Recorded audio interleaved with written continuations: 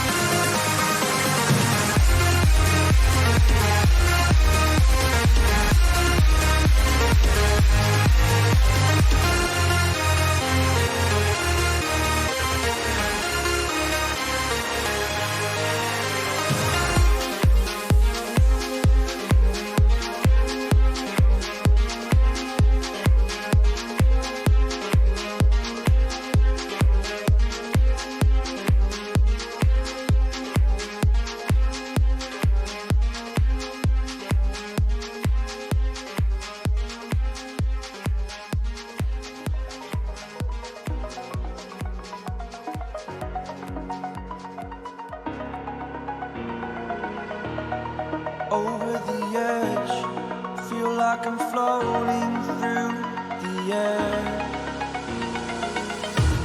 The pain I felt is paid for, all is said and done. Oh, I am restricted, fixed upon the web. I need to kick the habit that my mind is breathing in. Break out, I've got to see. Spent all my life holding all of it closely. I played it innocent, a feel of discontent. I'm finally facing it all, fearless.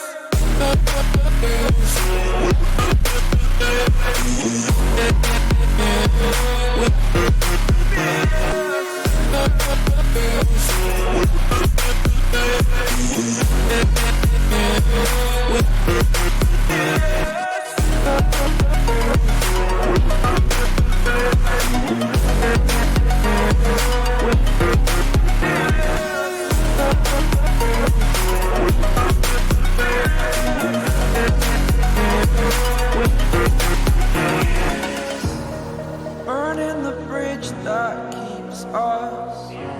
I'm here and I'm feeling fearless. Exaggerated, that's what you assume. The story's over now, I must conclude.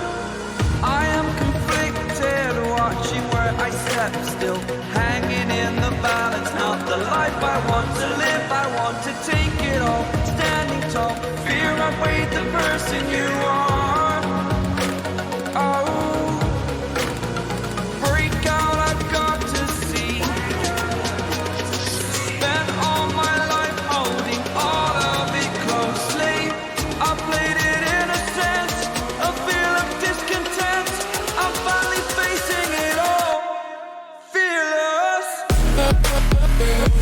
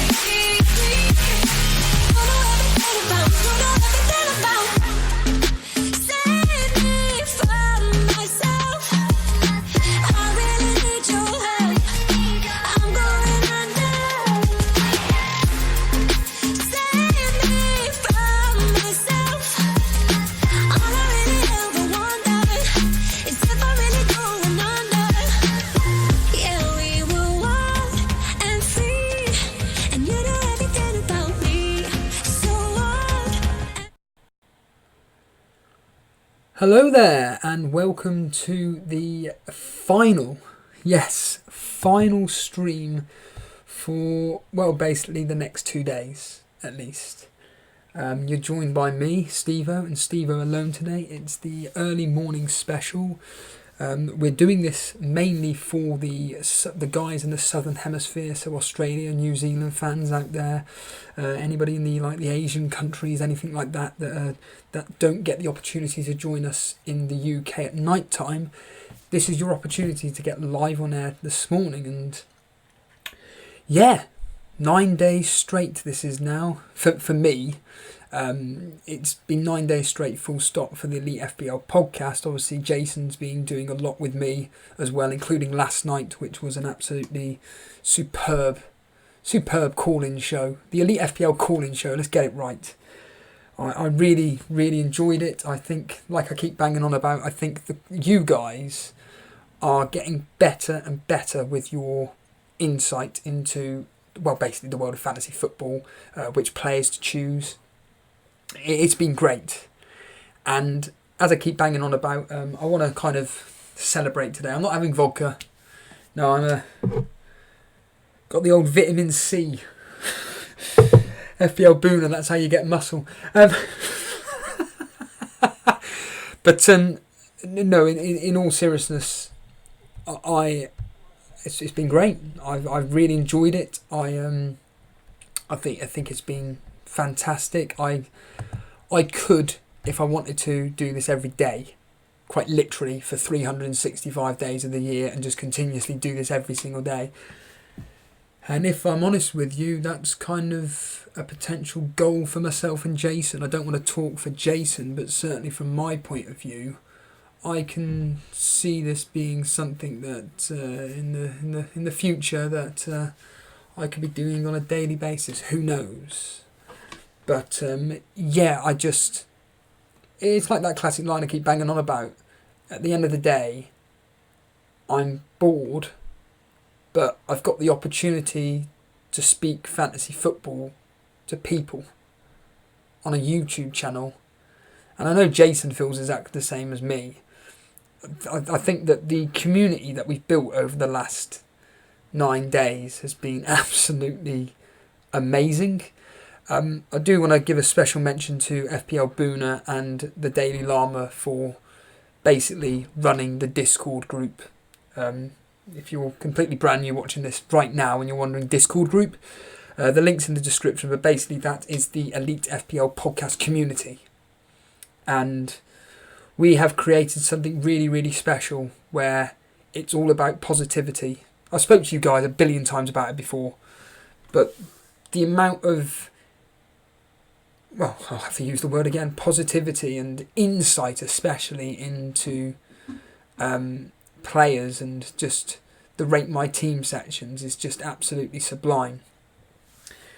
And yeah, I think over the last 9 days we've really been building something now. I think FPL Buna or Daily Llama, I'm sure you can correct me if I'm wrong, but I believe there's now, 300 people in that Discord group alone. That's just crazy. And like I said, what's great about it is the fact that you guys, as I've been listening to you guys speaking on the show, talking of the Discord group, you guys are getting, it's not just about fantasy football, you guys are actually getting to know each other. And whenever I go on Discord occasionally, and I see in the waiting room / the hangouts that there's like sometimes up to 9 people all chatting with each other.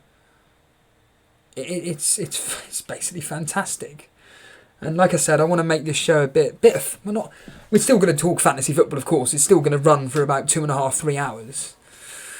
But I just want to kind of just have a bit of fun today, talk about the last 9 days, what you've got out of it. I think is what I'm looking for. I want to nail down what you guys have got out of this particular 9 days of continuous streaming from myself and Jason. Because it's not just been me that's been doing the work. It is Jason as well. Jason, of course, he's the guy that he's the guy that does all the graphics. He's the guy that does all. I call him the tech guy, because the reality is that is the truth. He is the tech guy. He's the one that basically knows what he's doing. And I'm just the guy that just presents the show, so to speak. You know, and I have the time to do this. I'm happy to talk for the 3.5 hours it's been sometimes. But it's not about me. It's about you guys. The reason why we go on for 3 hours is because I just sit back. I mean, the other day, Stein and Dino were just chatting away about Ceballos. It was fascinating. Now, when you're doing this live, there are so many things going on, like the chat going on, you trying to listen into the conversation. I'm trying to, you know, tweet out like a few things, what we're doing at the time and everything. When I re-listen to the show for research purposes, I listen back and I think that was an extraordinary answer to a very simple question. For example, why are we going with Ceballos now? And people like Dino, people like Charlie, aka Chicken Tikka Mo Salah, I'll get that right one day, coming in with this incredible insight about Ceballos. This Juventus striker that's joining Everton, Keane. I have a clue who he is. Stein did. Dino had a few bits of insight into him. He just sat there, he's just like, I've never ever got any of this information. That's what makes this so easy and fun, because we're having people actually communicating with not just me. I'm just the guy that just asks a question. I just say, why have you chosen Ceballos? Have you got any insight into the reasons as to why you've chosen Ceballos? I then just sit back and just listen to the individual chat about why they've chosen this particular player. And I mean, up on the screen at the moment is what I had yesterday, barring one player, which is Joe Hart. You may be thinking, Joe Hart? What? I've just literally just transferred in just now, because at the moment Pope's got a bit of a niggly groin injury, so I'm a bit concerned that maybe he may not start game week 1. But I keep reading comments about Matt Ryan. I always think to myself, what do I keep banging on about regarding Matt Ryan? It's quite simply this. He just doesn't get save points. He doesn't get any save points whatsoever. He will just get you the odd clean sheet, like 1 in every 10 games or whatever. And as people keep mentioning, Brighton are going to be a lot more attacking this season. And I'm just thinking, why would I buy a player in which I've stated myself I think's rubbish? Not literally, but you know what I mean. From a fantasy football perspective, I think rubbish. Why would I have him in my team? Why not go for someone like, in this case, a 4.5 goalkeeper in Joe Hart as an example, who, right as it stands, could be the number 1 keeper for Burnley because of Nick Pope's injury issue. It's nothing serious.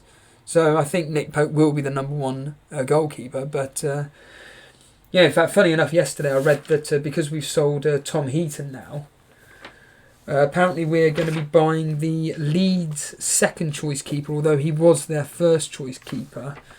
And his name is, once I can find it here, where is it?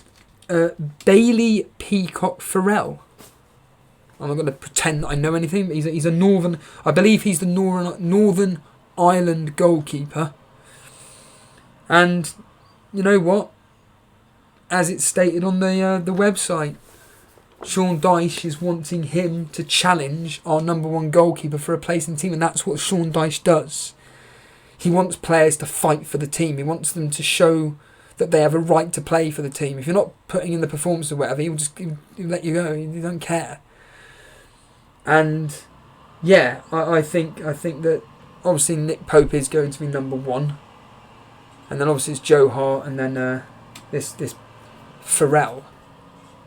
But anyway, I know there's a lot of people in chat, and I'm fully aware it's an early morning stream. It's 8:09 in the morning in the UK.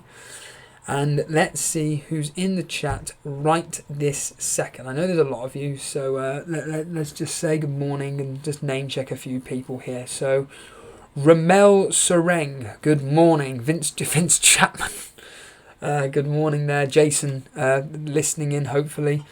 as he's going into work / while he's working. Cameron Rawcliffe, aka the FPL Kid on Instagram. Emilian, it's 3 a.m. in the morning for himself, and of course he came last night onto the show. He's only been watching the show for a few days, but he's absolutely loving it. He's now pretty much addicted to it. Gautam, welcome to the stream. Hoping, obviously, you said that you were thinking of coming on air today, so hopefully we can get you live on air on the show. J-Boy, good morning. Welcome to the stream. Delvin Vaz, welcome. This is fantastic that you can join me at such an early time in the morning. Flair Force, I don't actually recognise your name. I apologise if you've been a regular watcher of the show, but I don't actually recognise the name. So welcome to yourself. Colin Barker, 2:50 in the morning here. It's going to be interesting to see how far you last with this stream. Carl Kirsten, good morning to you there. Ray Joyce, Phil Young, a few questions here about Burnley's strike force. I mean, again, I'd avoid them like the plague. They are the classic example of when we start storing, maybe that's when you want to jump on, but they're just at such an annoying price of 6.5. And it's one of those where, there we are, Nick Reed. It's one of those where I think that for 6.5, I'd rather have Wesley at 6 and then put that 0.5 somewhere else. But, as stated here, people like Chris Wood, Ashley Barnes, they are capable of getting into double-digit scoring. In fact, if I was to bring them up now, I can guarantee you now that I think Ashley Barnes, in the first breakthrough season in the Premier League, I think he scored 12 goals. He certainly got double figures, I know that much. And then last year, we all know what he did. I think someone's just mentioning chat just now that he got 13 goals. But let's just quickly find out. But it really is going to come down to... Alright, okay, so his breakthrough season was the 9 goals he scored in the 2017-18 season. Then last year he got 12 goals. And then, of course, Chris Wood last year. In fact, 2 seasons in a row he scored 10 goals. So you're talking, one every 3-4 games, give or take. I think of the two, Ashley Barnes is the better option because he's more. I think he's more of Dyche's kind of player, to be honest with you. Just that little bulldog in the middle of the pitch. But of course, we now got Rodriguez, and I actually think that Rodriguez is probably going to be number 1, personally. But let's just quickly get back into chat, see what's going on here. Alex Vola, thank you. That I'm glad Alex Vola's here. I've just realised. So you may have noticed the thumbnail with the Southern Hemisphere flags, and that, of course, was Alex's fantastic work. Basically, absolutely stunning. And if you want to give them a follow. He is, now I know for a fact that I should have it here. Yes, here we are. So if you want to follow Alex, in fact, you know what? I'm an idiot. Why don't we? In fact, there's another one for your sayings, everybody. So I know Thingamajig yesterday, John Harris said his favourite sayings of Steve-O. And there was various ones. I've completely forgotten off the top of my head. One of my favourites was, I detect an accent. Well, another one is, I'm an idiot. So basically, I'm going to search for Alex's... let's go. That's the one thing I hate about thingy. I just want to bring up one name. And surprise, surprise, you can never blink and find it. Alexa.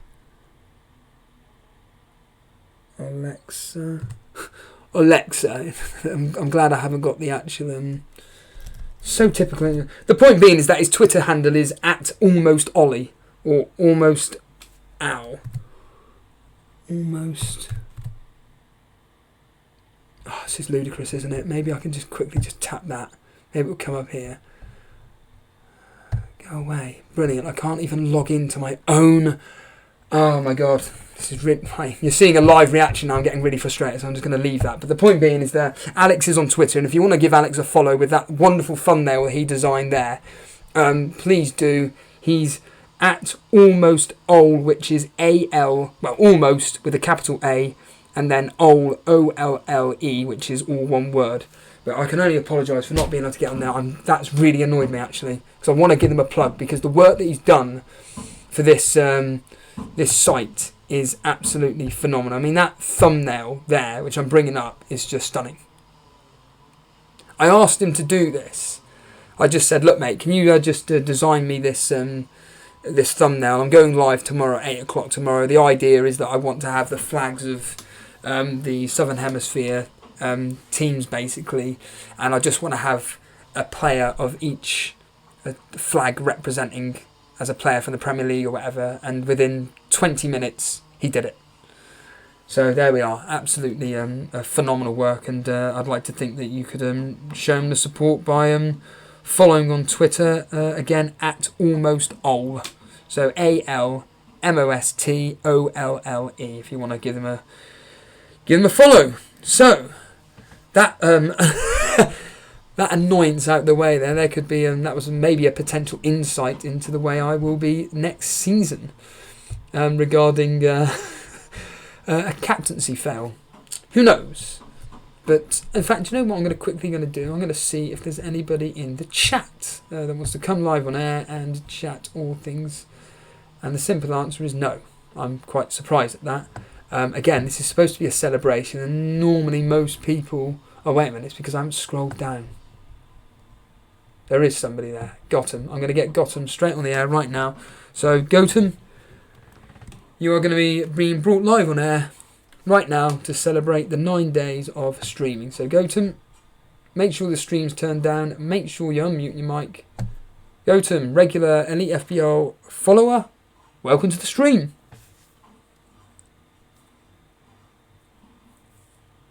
Hello, Gautam. You are live on Elite FPL Call-In. Good morning. Hey, Steve. Good morning, my friend. How are you? Obviously, a regular contributor to the Discord and everything. Yeah, tell the audience about why you love being part of this community so much. Oh, I think it's great. I mean, for somebody like me who's been a junk here, it's just, it's basically a dream come true where you get to chat with people, chat with managers from all over the world, get all their thoughts, insights, and see their team. Oh, we're struggling with the line there, Gautam. I can only apologise. Your every other word you're breaking up. We'll see if we can get you back live on air in a few minutes' time. I'm sorry about that. Normally, I did speak to Jason, the tech guy, about the reasoning as to why it keeps potentially cutting out. He explained to me that if I'm on Discord at the same time as a caller and I'm using Discord, trying to click on Teams and everything, maybe that has an effect on the specific stream, but I wasn't doing anything then, and unfortunately it looks like Gautam's connection isn't that great. In fact, I'm just seeing now at Chicken Tikka Mo Salah, Charlie has actually posted that we have at Burnley have agreed a fee with the Leeds goalkeeper Bailey Peacock Farrell. So Gautam, we're going to try and get you live on air again, so and let's hopefully this works out. I'm really hoping you do so, because you're a valued member of the Elite FPL community. So let's bring you back on air. Hopefully it will work. Gautam, we've got you back on air. Hopefully it won't be cutting out.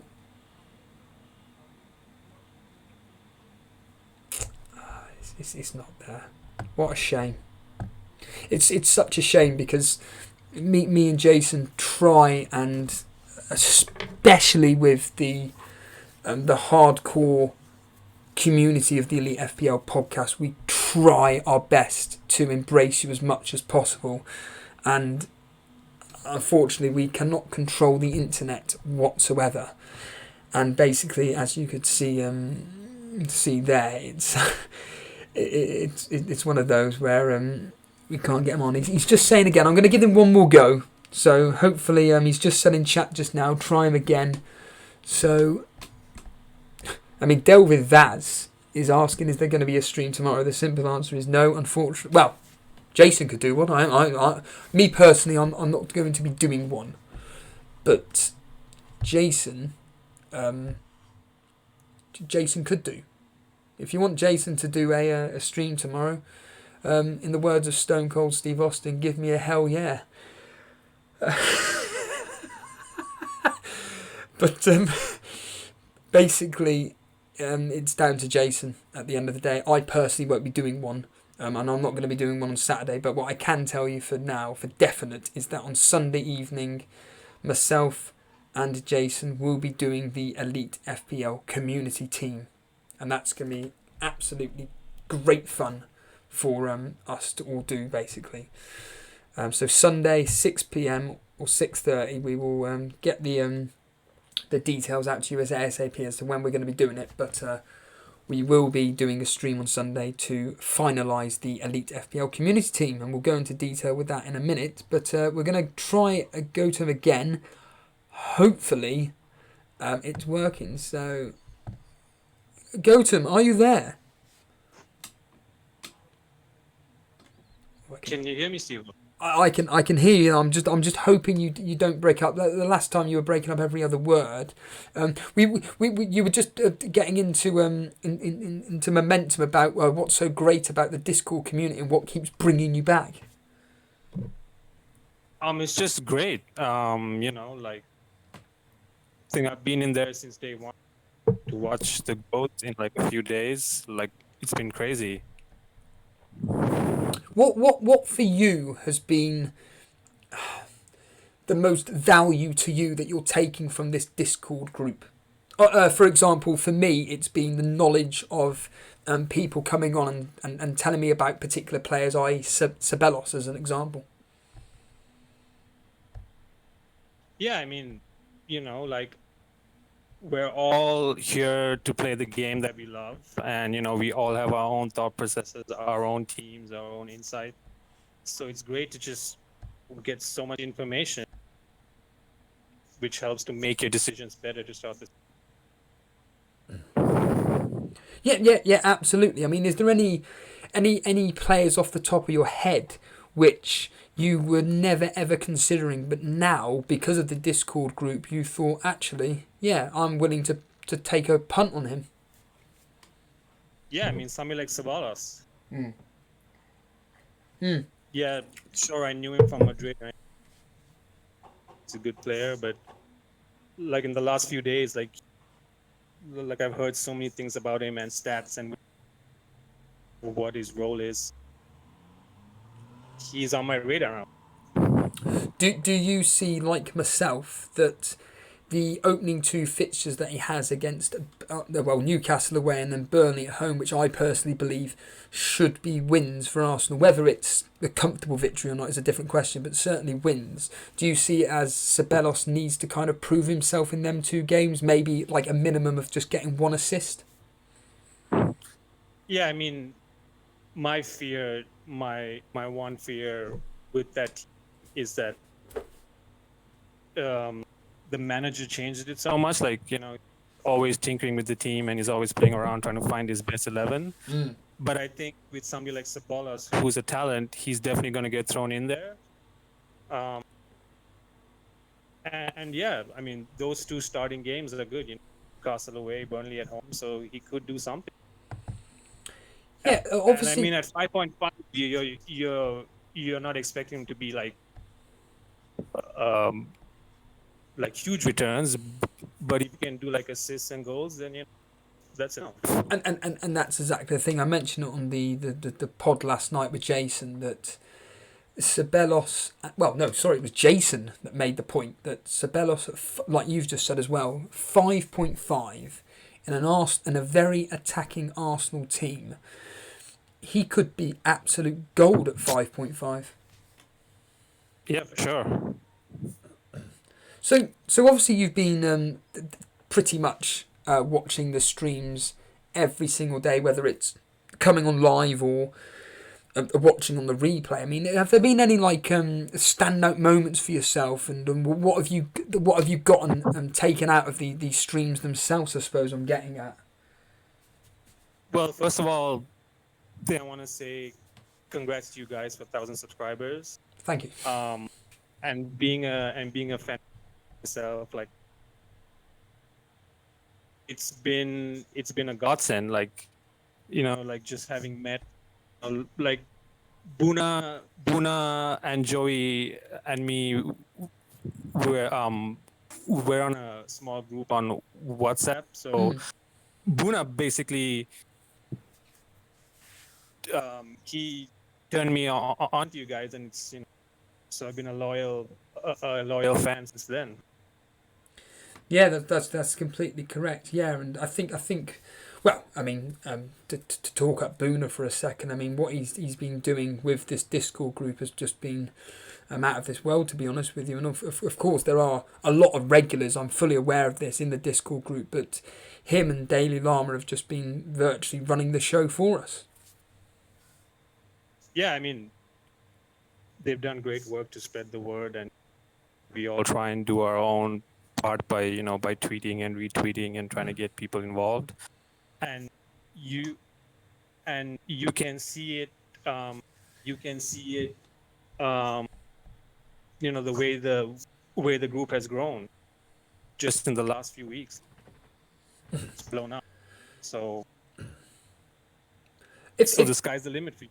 Yeah, absolutely. What I'm going to do is I'm going to get Delvin Vaz live on air with us both. I'll keep you on air for a bit just to do a quick rate my team of Delvin Vaz, just to show anybody new that's watching this what this community is all about and everything. Just get general insight as to why we're so positive and everything. But Delvin Vaz, we need you to unmute your microphone. We need you to turn the stream down, and we are going to discuss your team that you have chosen. So Delvin Vaz, get ready. You're coming live on air right now.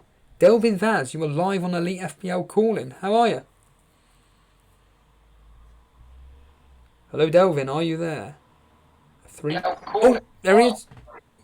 Hello, can you hear me? We can hear you loud and clear. Make sure that if you Hello?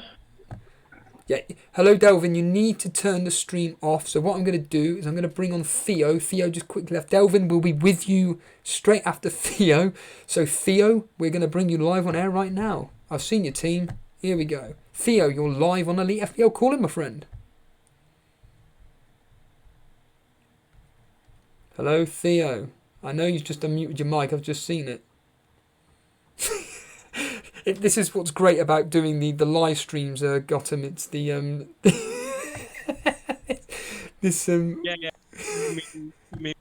Like me being a tech guy, like it's like I can see the challenges, but at times it's something that's really small. It's just like turn your mic. Delvin Vaz, we'll try you again. If not, we'll bring on FPL Doubt. So FPL Doubt, get prepared. You may be coming live on air in a few. Oh wait a minute! Now Delvin Vaz has gone. Everybody's disappearing. Let's try Theo then again one more time. So Theo, you're live on Elite FPL Calling. Are you there?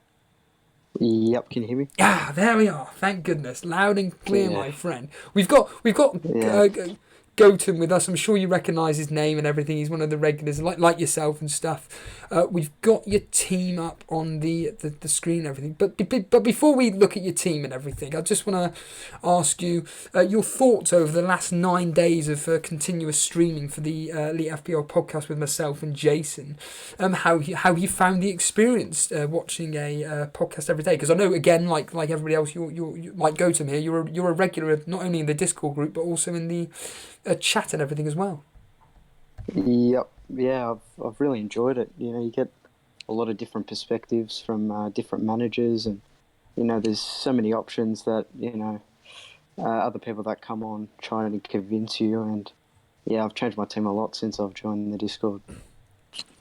Fascinating. I mean, so we got your team up on screen right now, and wow, it's pretty within reason, pretty template, but there are a couple of names in there which I'm I don't see most of the time now because of certain circumstances. So it's for people listening on audio, and just to let anybody that is listening, we are available on audio formats. It's Spotify, SoundCloud, and iTunes.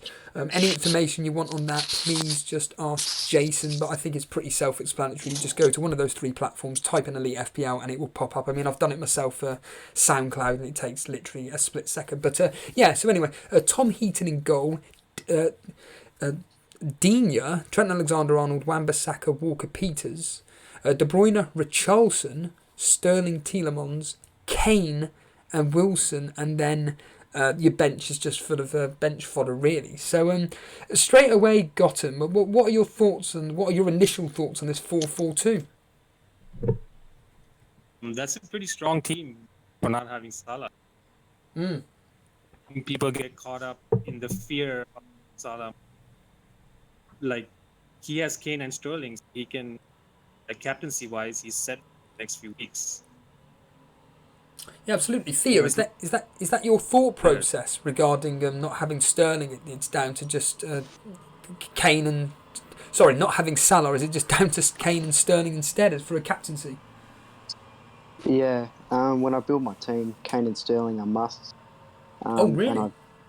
Kane? Yeah, and De Bruyne's... Yeah, Kane. His preseason's really convinced me. And De Bruyne is 90% for me. And I reckon he can almost match Salah. So, for 3 million less, I can spread the funds and strengthen my defence. As much as I agree with your thought process on De Bruyne, are you not... I don't know about you, but De Bruyne is going to be somebody that you're going to need to keep for literally... If you're going to have him from game week 1, you need to keep him throughout the whole season because he will blank on 2 or 3 occasions and he is a frustrating player to own. But then he'll just get you that double-digit haul, which is the reason why you've got him in.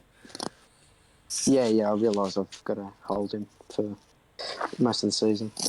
Can you just expand on why Kane is such an essential part of your team and why you have to have him?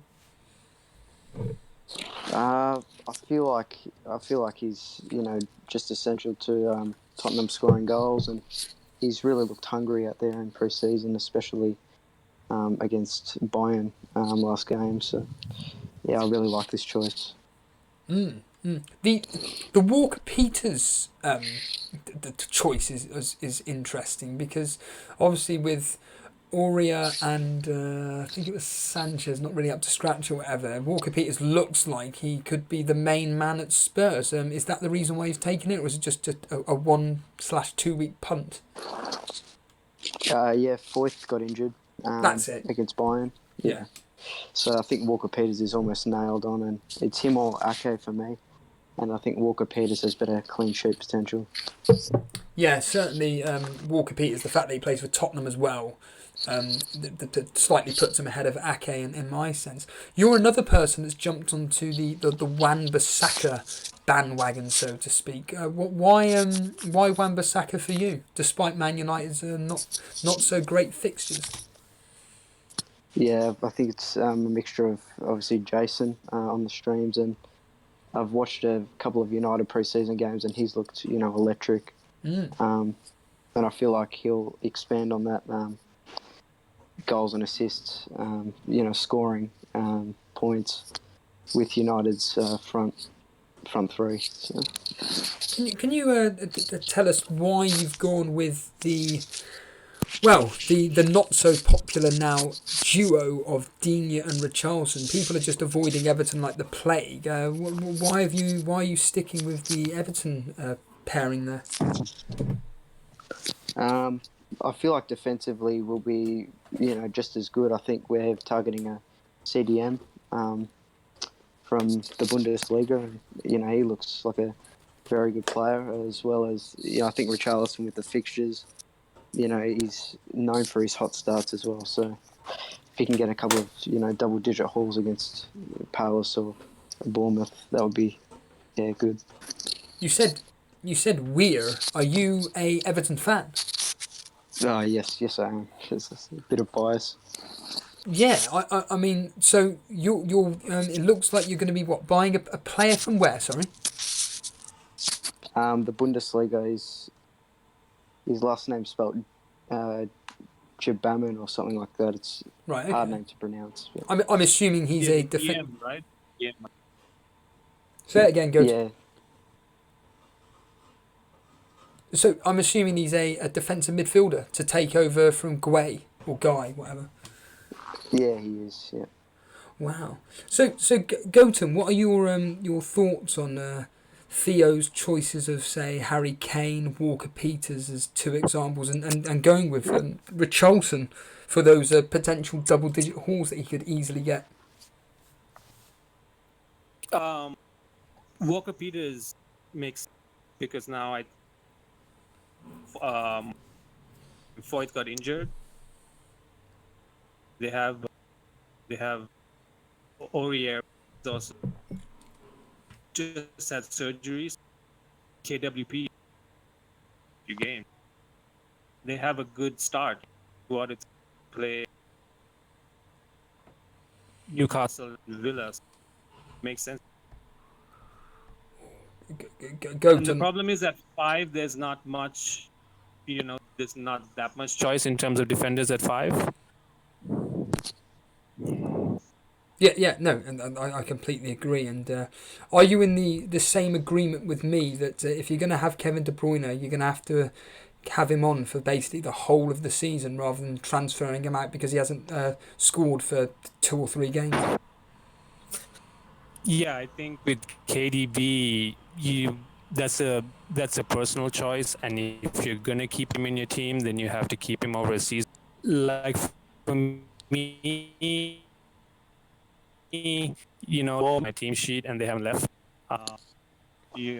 So I feel like if you're gonna go without Salah, then Sterling and KDB would be a good choice, plus Kane. But my fear with KDB is just, can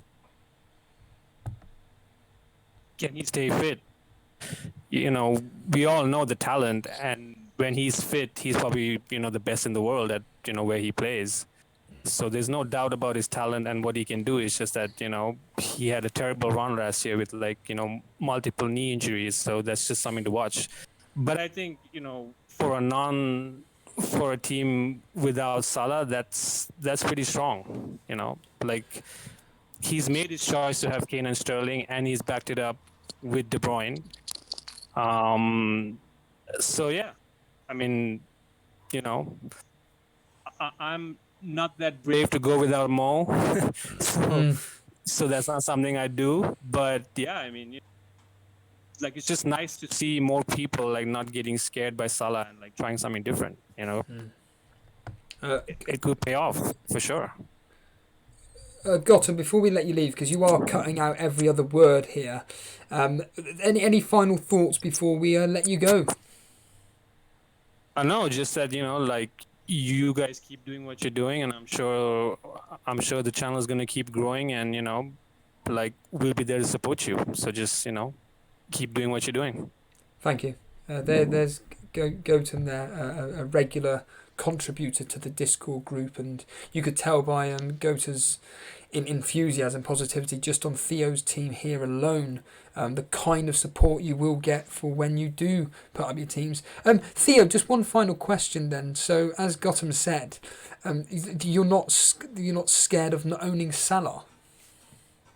I am a little scared. I'm not going to lie, but I feel like De Bruyne will be able to outscore him, and if I ever want Salah in, if he's ever in form, then I can trade him in.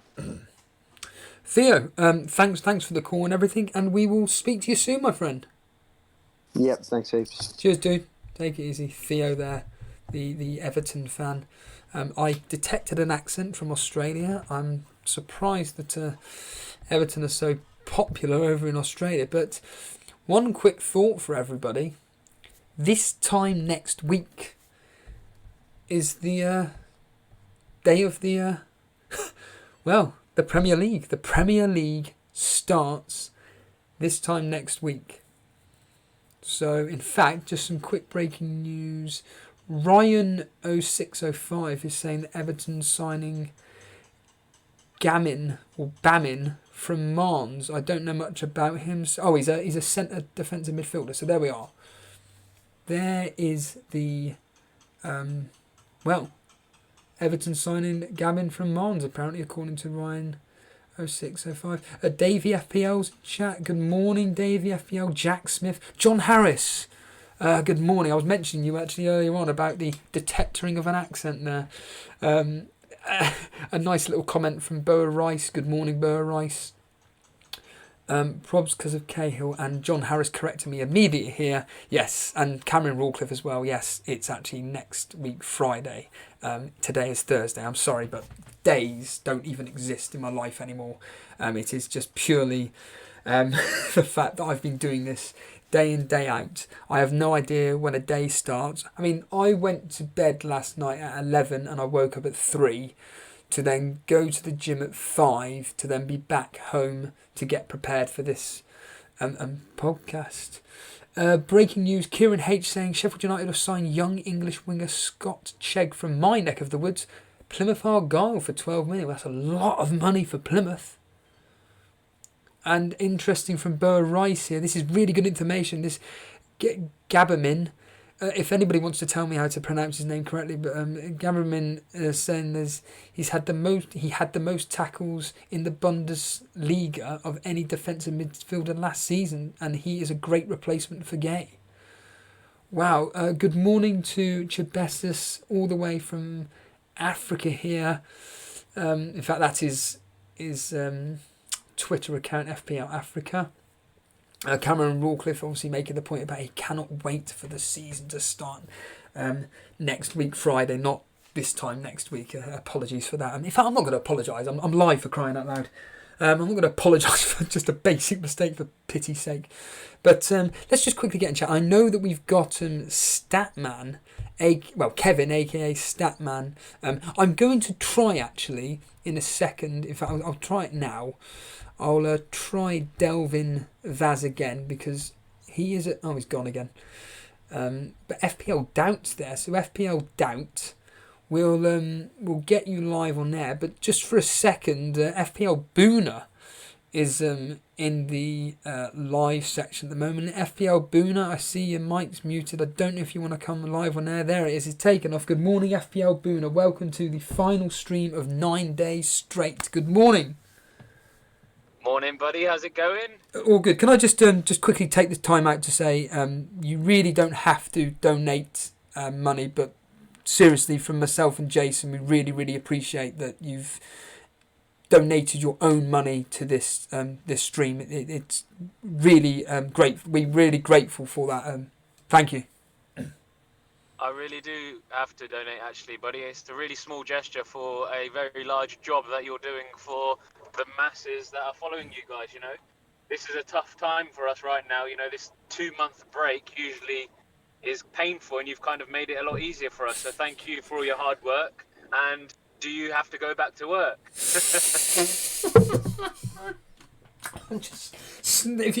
If you're on HD, you would have seen all the snot pouring from a wonderful comment there. Well, funny you say that, because, in fact, while I blow my nose, in fact, I'll just ask you a quick question. What have been your feelings and thoughts? This is exactly what happens live. Feelings and thoughts about the 9 days straight that we've been doing. What have you taken out from it? What's been maybe the odd favourite moment for you? It's, I mean, the favourite moments have undoubtedly have been the detectoring of multiple accent, but what I've taken most out of it is, you know, there's been so many different perspectives, and I think last night, Dereko's explanation of Chelsea assets, and in particular Ross Barkley, kind of just epitomised how much knowledge we've got in this community, and the fact that you can now share it through this platform is just mind-boggling. It's amazing. Do you I shouldn't be saying this, but I'm going to. I am fully aware that this is a very, very, very unique thing we've got here, where we're taking calls quite literally from all around the world discussing fantasy football. Me personally, I'm going to be honest, I'm finding other content, FPL content, shall we say, a bit boring, because I'm not getting any real insight anymore. I'm telling you now, I'm getting more insight from this. I find this more entertaining than ever. And I've tuned in to various other FPL content creators, and I'm genuinely thinking I want to hear from whoever, from India, from Malaysia, from Japan, Australia, New Zealand, somewhere up north in England, whatever, somewhere in Europe like Boa Rice or whatever. I'm not interested in just hearing just... It sounds really weird, I know, but I just love this interaction, mate. Yeah. I'm finding it the exact same, mate, and I will expand on it in about 3 minutes. I'm just about to enter my underground car park, so just bear with me. I will come back live in 3 minutes and explain it all, okay? Yeah, that's cool, thank you. Buna just Cheers, there, just quickly on. But I want to get FPL Doubt on. So FPL Doubt, be prepared, get ready. Make sure the stream is on mute. Make sure you've unmuted your mic. I think you have anyway. And we'll get you live on air now, and we will talk all things fantasy football regarding your team, which I will be able to get up on the screen in a minute. But FPL Doubt, you are live on Elite FPL Calling. Welcome, my friend. Can you hear me, Steve? I can hear you loud and clear. It sounds like you're from the Southern Hemisphere. Is that right? That is not right. No, I am English. Okay. Specifically where you're from in England, then. I'm from Fulham. So you're down the road from me. Fantastic. Are you near Craven Cottage? I'm very close to Craven Cottage. Oh, yeah. wow. That's... I find that crazy because there's a chance that you and I may have actually bumped into each other. Not literally, of course, but... So, obviously, again, I recognise the name. You've clearly been enjoying the Discord group and everything. What are you taking away mostly from the Discord group and the fact that this is the final live stream for the last 9 days? What are you getting most out of what we're providing with you guys?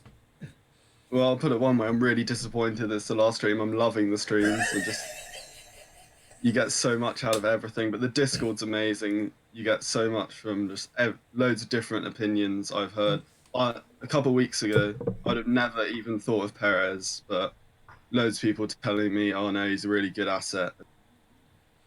Now that's interesting because I would have thought people would have been putting you off from Perez. So what information have you received where you thought, wow, Perez, I'll definitely get him in my team then? Although ironically I see that you haven't actually got him in your team. We'll bring your team up in a minute. But yeah, what's the thought processes which have gone through your head regarding why Perez is such a good option? Oh, and I'm not planning on getting Perez in my team yet. I'm looking for the Son and Perez combo in for game week 3. But I've just heard about how he supposedly links up quite well with Vardy and will sit behind him. And I think the Leicester team look quite good this year. And I think if he can slot into that well, he'll be a really good asset. So moving on from that, I find it highly ironic that you've just talked about Leicester up, and yet your team doesn't even have one single Leicester player in it. So straight away, I'll ask the question: you've just been bigging up Leicester. Why do you not have a Leicester asset then? Too expensive. A lot of them I find just like Vardy. I think he's just about 0.5 too expensive. I think that as far as defensive wise, if Maguire goes, I'm not sure if that's likely anymore. But if he does go, I think their defense does fall apart. But I still think they're good going forward. But I think Perez is the best attacking asset. I'm looking to get him in for game week 3. So for people listening on audio, we've got Ryan in goal. Again, another Wan-Bissaka. I'm loving the Wan-Bissaka bandwagon that Jason seems to have created. But Wan-Bissaka, Coleman, Alexander-Arnold, Van Dijk, Laporte. Oh, right, okay. So we're going with a 5-4-1. Wow. Yeah. So a 5-4-1 formation. So again, I repeat, Wan-Bissaka, Coleman, Alexander-Arnold, Van Dijk, Laporte, Fraser, Sigurdsson, Salah, Sterling, and I don't like this option, but we'll go into that in a minute. And it's very template, this team. It's Josh King up front, and obviously the rest of the subs are just basically non-playing ones. But straight away I'm thinking, why not... My honest opinion is, why not downgrade Sigurdsson to, say, Perez and upgrade King with the extra money to maybe Wilson? Yeah, I've heard that a lot, but my response every single time is, I've just got that feeling about Sigurdsson, and I know if I take him out of the team, he'll score points. So When you say you've got a feeling, what specific? I mean, I could probably guess, but if you just want to elaborate yourself. no, it's just a gut shot. It's just a gut shot opinion, and it's just that thing that I had him in at the start, and every single time I've kept him in. I don't want to take him out last minute and then him to bang a hat trick in game week 1. You think so? You're thinking potentially Sigurdsson could get a hat trick on game week 1 versus Crystal Palace. Do you actually believe that, or are you just? No. I don't believe it, but I think if I take him out, he will. I've got that kind of feeling that if I take him out, he'll do really well. So I don't want to. So obviously Everton have let him go this Idrissa Gueye, and they're bringing in I forget his name now, but whoever it is from Mons. Has that now restored some confidence in the Everton defence? According to Boa Rice, he was basically one of the best defensive midfielders or if not the best defensive midfielder in the Bundesliga. Well, I was always looking at an Everton defensive asset, and I went with Coleman because he was a bit cheaper, and I thought I always wanted some coverage because they do have such good fixtures. I thought it would be stupid not to have someone there. But I do think if they can get the signings through that have been said, they'll actually be very strong. I'm also looking quite carefully when the price of Keane comes in, because I would maybe replace King with Keane if he was a viable price. Decent price. Well, okay. So Keane comes in at 6 million, same price as Calvert-Lewin. I'm sure Calvert-Lewin. Straight in. What? Why? I know nothing about him. Stein was banging on about him, how good he was. Dino was banging on about how good he was. Tell us why you would instantly put this Keane into your team. Well, if Calvert-Lewin was starting, I'd have Calvert-Lewin in my team. Like the striker for Everton with the fixtures, with the people they've got behind it, and beside them, I think he's a young guy. I think he'll do really well. But surely, going on what you just said, I'm assuming that you're just waiting on news as to who the first team Everton striker is, and then you're going to bring them in, I'm assuming. If they're spending 30 million on someone, I'll assume they'll start. If they're not starting, then one of my bench people are. I'd be quite confident that Keane would start. I thought, again, correct me if I'm wrong, I thought Keane was a loan signing. I'm not sure about that. I've just brought it up on my phone. He's not alone. No, he's not alone. They've purchased him for 36 million. Really? That's correct. Well, Good 27 God. million initially, going up to 36 million. That's correct. Wow. Oh my god. How old is he again? 18, 21, something like that? 19. Just turned 19, I believe. Yeah. And well, I'll ask you the FPL Doubt first. Is he that good for 33 million or whatever? I think maybe they've overpaid, but I take their price as meaning that he's going to start. So I would even look at him if he was maybe 7. So I think 7's probably my cap. If he comes in at above 7, maybe not. But I've looked in the Serie A, he played 35 games, got 11 goals and 1 assist, and at such a young age, like surely you've got to at least think about him. Buna, what are your thoughts on FPL Doubt's thought process regarding having an Everton striker for definite as his one-man strike force in this pretty much template 5-4-1 formation? I've got nothing against it. I think it's a really, really good team. But as I keep banging on about, I'd rather have me personally, a premium striker up front because you're pretty much guaranteed a goal a game. But just of interest, what are your thoughts? Yeah, I think it can work. I'm of the same opinion as you. I've also got Harry Kane up front right now.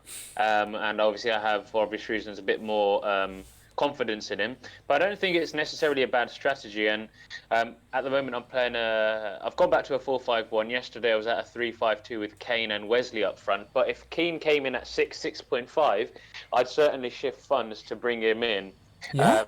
Maybe not game week 1 though, because I want to see how he settles. And we don't even know if he's going to start game week 1. I hear he's had some pre-season with Juve, but that's not to say he's going to be chucked straight into the team. So I'd like to see who starts and how Keane kind of adjusts, and then I'd consider him.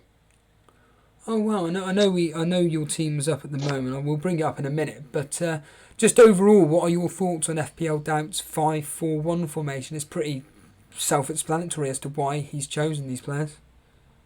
Yeah, I think it's a good team. I'm not too.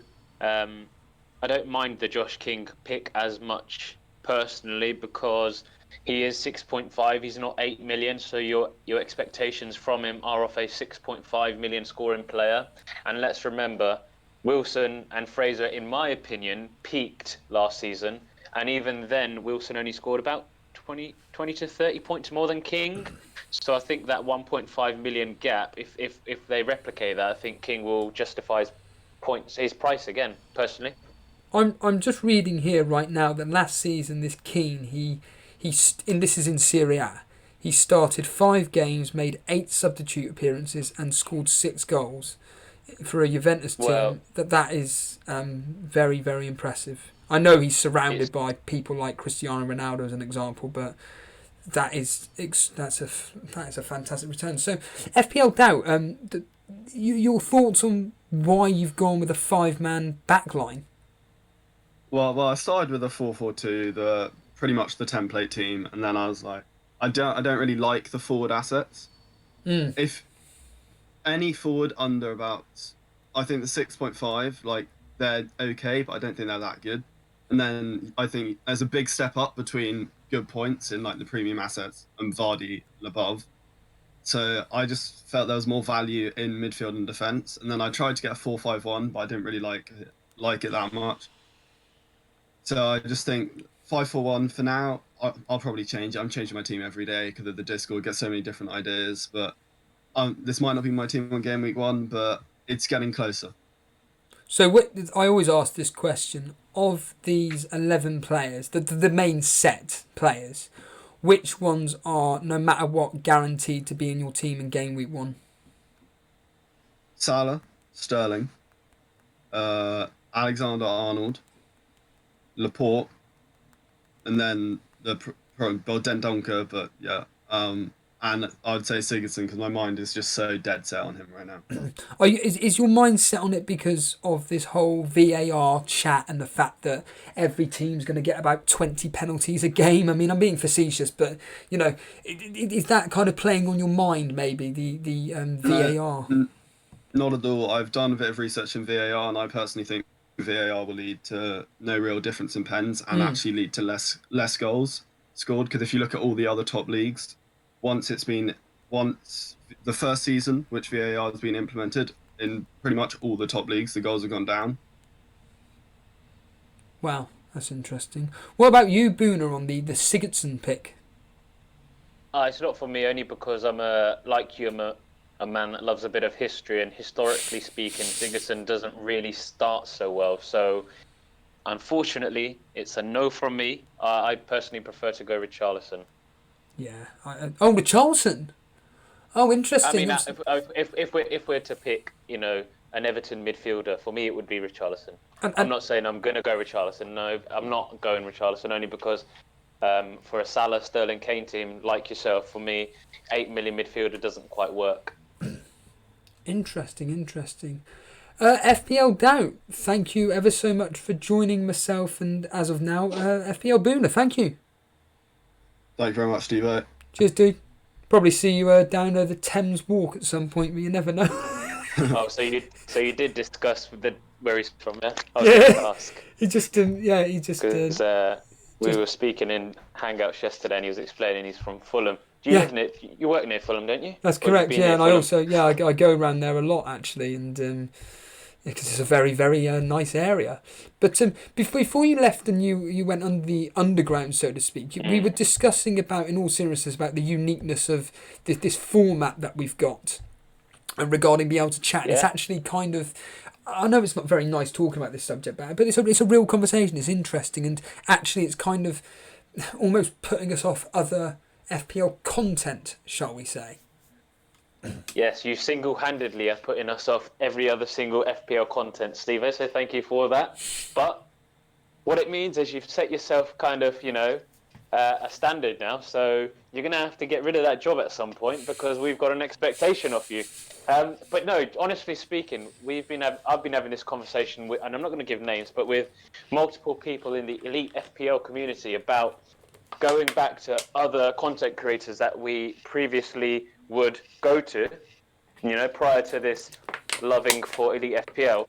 And when you go back, it's not quite the same for multiple reasons. Firstly, because they're not as regular enough. Secondly, often there's only one of them doing it, so there's only so much conversation they can have. And these key factors make a big difference. So I'm finding that. I tried going back to one or two. I didn't try. I maybe tried watching a video of one or two other content creators, and I just can't. This is all I need, and I think this is what most people think right now. This is all you need because of the regularity of the stuff you're churning, with good quality as well. I'm going to deliberately bring in Kevin, aka Statman, in on the live conversation. So Kevin, make sure that I'm stating the obvious to you because I know you do this anyway, but make sure that the stream is turned off, your mic is unmuted, which it is, and we will bring you live on air with myself and FPL Buna. Kevin, good morning to you. Oh, he's gone. Come back, Kev. Yeah, come back, Kevin, because I'd really like to, talk all things fantasy football. By the way, just to clarify with everybody watching this, and maybe there are some content creators out there which may be thinking, who the do you think you are?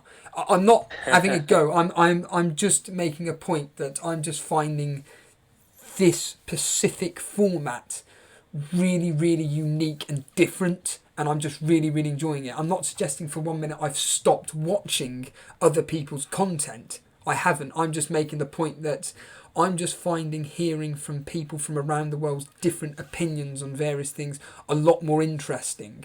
Because at the end of the day, I'm going to be honest with you, even when I do my own research, I get sick to death of listening to me. I literally say to myself, shut up, Steve-O. Can you just let the guy speak? And it's why I kind of take a back seat and just kind of let people like FPL Buna right now and Kevin, who we're about to bring live on the show, I'm probably just going to let you guys speak for a bit, because when I listen back to these streams, like I say, I don't like listening to myself. I just think you're just waffling on and stuff. I know you guys like it because you're not listening to yourself. For me, as I'm doing now, I'm just waffling on, but I'm just trying to explain my point of view. I'm not having a go. I'm just making the point that I just find it fascinating listening to other people's conversation from around the world. And Kevin, you're back again. Hopefully you can join us. Kevin, are you there? Come on, Kevin. You're live on Elite FPL Calling. Speak to us. All the way from New Zealand. Steve-O, how's it going? There we go. That's There right. he All the is. way from New Zealand, but with the strongest Geordie accent you can imagine. Good morning. What time is it over there? It's the evening. It's 8 p.m. Oh, brilliant. About 12 hours ahead of you. Brilliant. What I'm going to do is I'm going to bring up FPL Buna's team. It's right in front of everybody right now, and it's a very, very, very interesting 4-5-1 formation. Again, for people on audio, it's Matt Ryan in goal, Alexander Arnold, Walker Peters, Stacey, Zinchenko, Barkley. I can see why these players have been picked. Ross Barkley, Ryan Fraser, Salah Sterling, Perez, Kane, and then a bench of Zuma, and then Greenwood and Keita. So, Buna, take it away, my friend. So, Walker Peters. So I'm going to explain the picks that I know will stand out. Ryan is picked for obvious reasons. Personally, because 8.5 million, having two keepers from one team is a rarity in this game. So I can't kind of, not go that route. I know Heaton's coming to the game, and he is a great option. Well, he's not coming to the game, sorry. It's not being confirmed yet, officially. But it looks like he's set to go to Aston Villa, and we know what he's like, scoring 149 points and 150 points in previous seasons. Trent picks himself. Walker Peters is in there because, firstly, Aurier is still nursing a knock and hasn't had a game of pre-season, and Foyth suspended for the first two games, but then he got stretchered off last night, so it seems like he's nailed for a run of games. Stacey is in there as a slight differential punt because there's a problem at left back now. Lloyd Kelly, who Bournemouth bought in for 13 million this summer, got injured, an ankle injury, which is set to rule him out for a number of weeks. People are of the opinion that Rico 4.0 Rico should debutise there, but as we saw last season, Howe wasn't afraid to play Adam Smith at that left back slot, and it's not inconceivable that he does the same again, which would open the floor for Jack Stacey, who I've been, singing praises off the rooftops for, to play at right back. And his record, as I've mentioned before, at Luton last year was 4 goals, 9 assists or 8 assists from a right back position, not right wing back. So if he comes in, I think he could be a great steal. Zinchenko's in there at the moment over Wan-Bissaka. That's the slot I'm debating, only because he's got slightly better fixtures. In the midfield, I put in Ross Barkley yesterday evening, but I'm not convinced massively, only because he did burn me last season. So that position is up for debate. I'm also reviewing Harvey Barnes, who I know isn't a crowd favourite, but I'm a big fan of his, and Roberto Pereira, who's just returned from international duty this weekend. I want to see how he does, because he's playing Brighton, and again, going back to history, he scored a brace against Brighton in game week 1 of last season, so he could be an option if he starts and does well in this, the remaining 1 or 2 pre-season fixtures. Salah, Sterling pick themselves. I've currently got Perez in there over Tielemans, just because I believe he's a bit more attacking, and I always opt for the attacking player. And Kane, because I am going into the game, so he's in there. Zuma on the bench at the moment to rotate with Stacey. He played last night for Chelsea, and Chelsea seem to have played their strongest 11, so I'm confident he starts. But I don't see him keeping a clean sheet in game week 1, which is why he's on the bench. And that is that. Kevin, what are your... by the way, everybody, I've now come up with a solution. So I've just turned the fan on, and Jason's probably thinking, turn it off, I can't take it anymore. Well, I've come up with a solution, which is quite simply this. I was basically doing a Jason, then I just muted my mic. So when Kevin speaks, which I want to get his views on FPL Buna's team, what are your thoughts on FPL Buna's team, Kevin? Yeah, we were talking about it in the Discord earlier. I like the theory behind the Stacey move. A little bit more knowledge than I've got right this second about it, but I like anything a bit intricate like that. That took a bit of planning, a bit of thinking.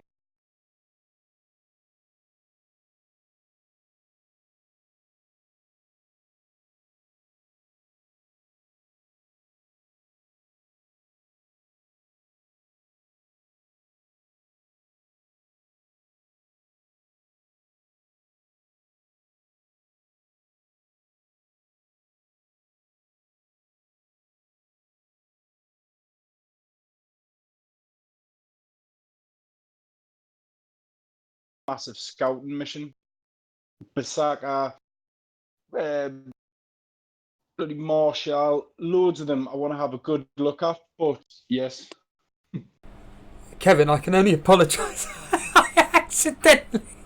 I thought I was being really, really clever, and I'd accidentally muted you, so that kind of plan failed miserably back then. Apologies to everyone listening to the stream. Dare you? I'm detecting a silence. Oh, Steve, that was my best work. Steve, how dare you? No, you were just saying about the reasonings as to why you feel that Ross Barkley's pretty much a good pick. He could be a good pick. I got burnt last season, same as Buna mentioned. He had that good game. I think he got a couple of goals. Everyone brought him in. So I've still got that in the back of my mind. And I just want to take the opening Man U versus Chelsea game as a massive scouting mission. There's loads of players there that I potentially want. But I just need to see how both teams look in the first 1 or 2. But it's 6 million. You're not going to do any worse. And if pre-season's anything to go by, he's a solid pick. And the rest of the team, yeah, Perez could be an absolute star at 6.5. So that looks a strong team. Yeah, what are your thoughts though on the Stacey pick? That's the only one that stands out where I'm like, no. Yeah, I was saying Buna posted it in Discord earlier, and that's the first time I've heard in depth the thought behind it.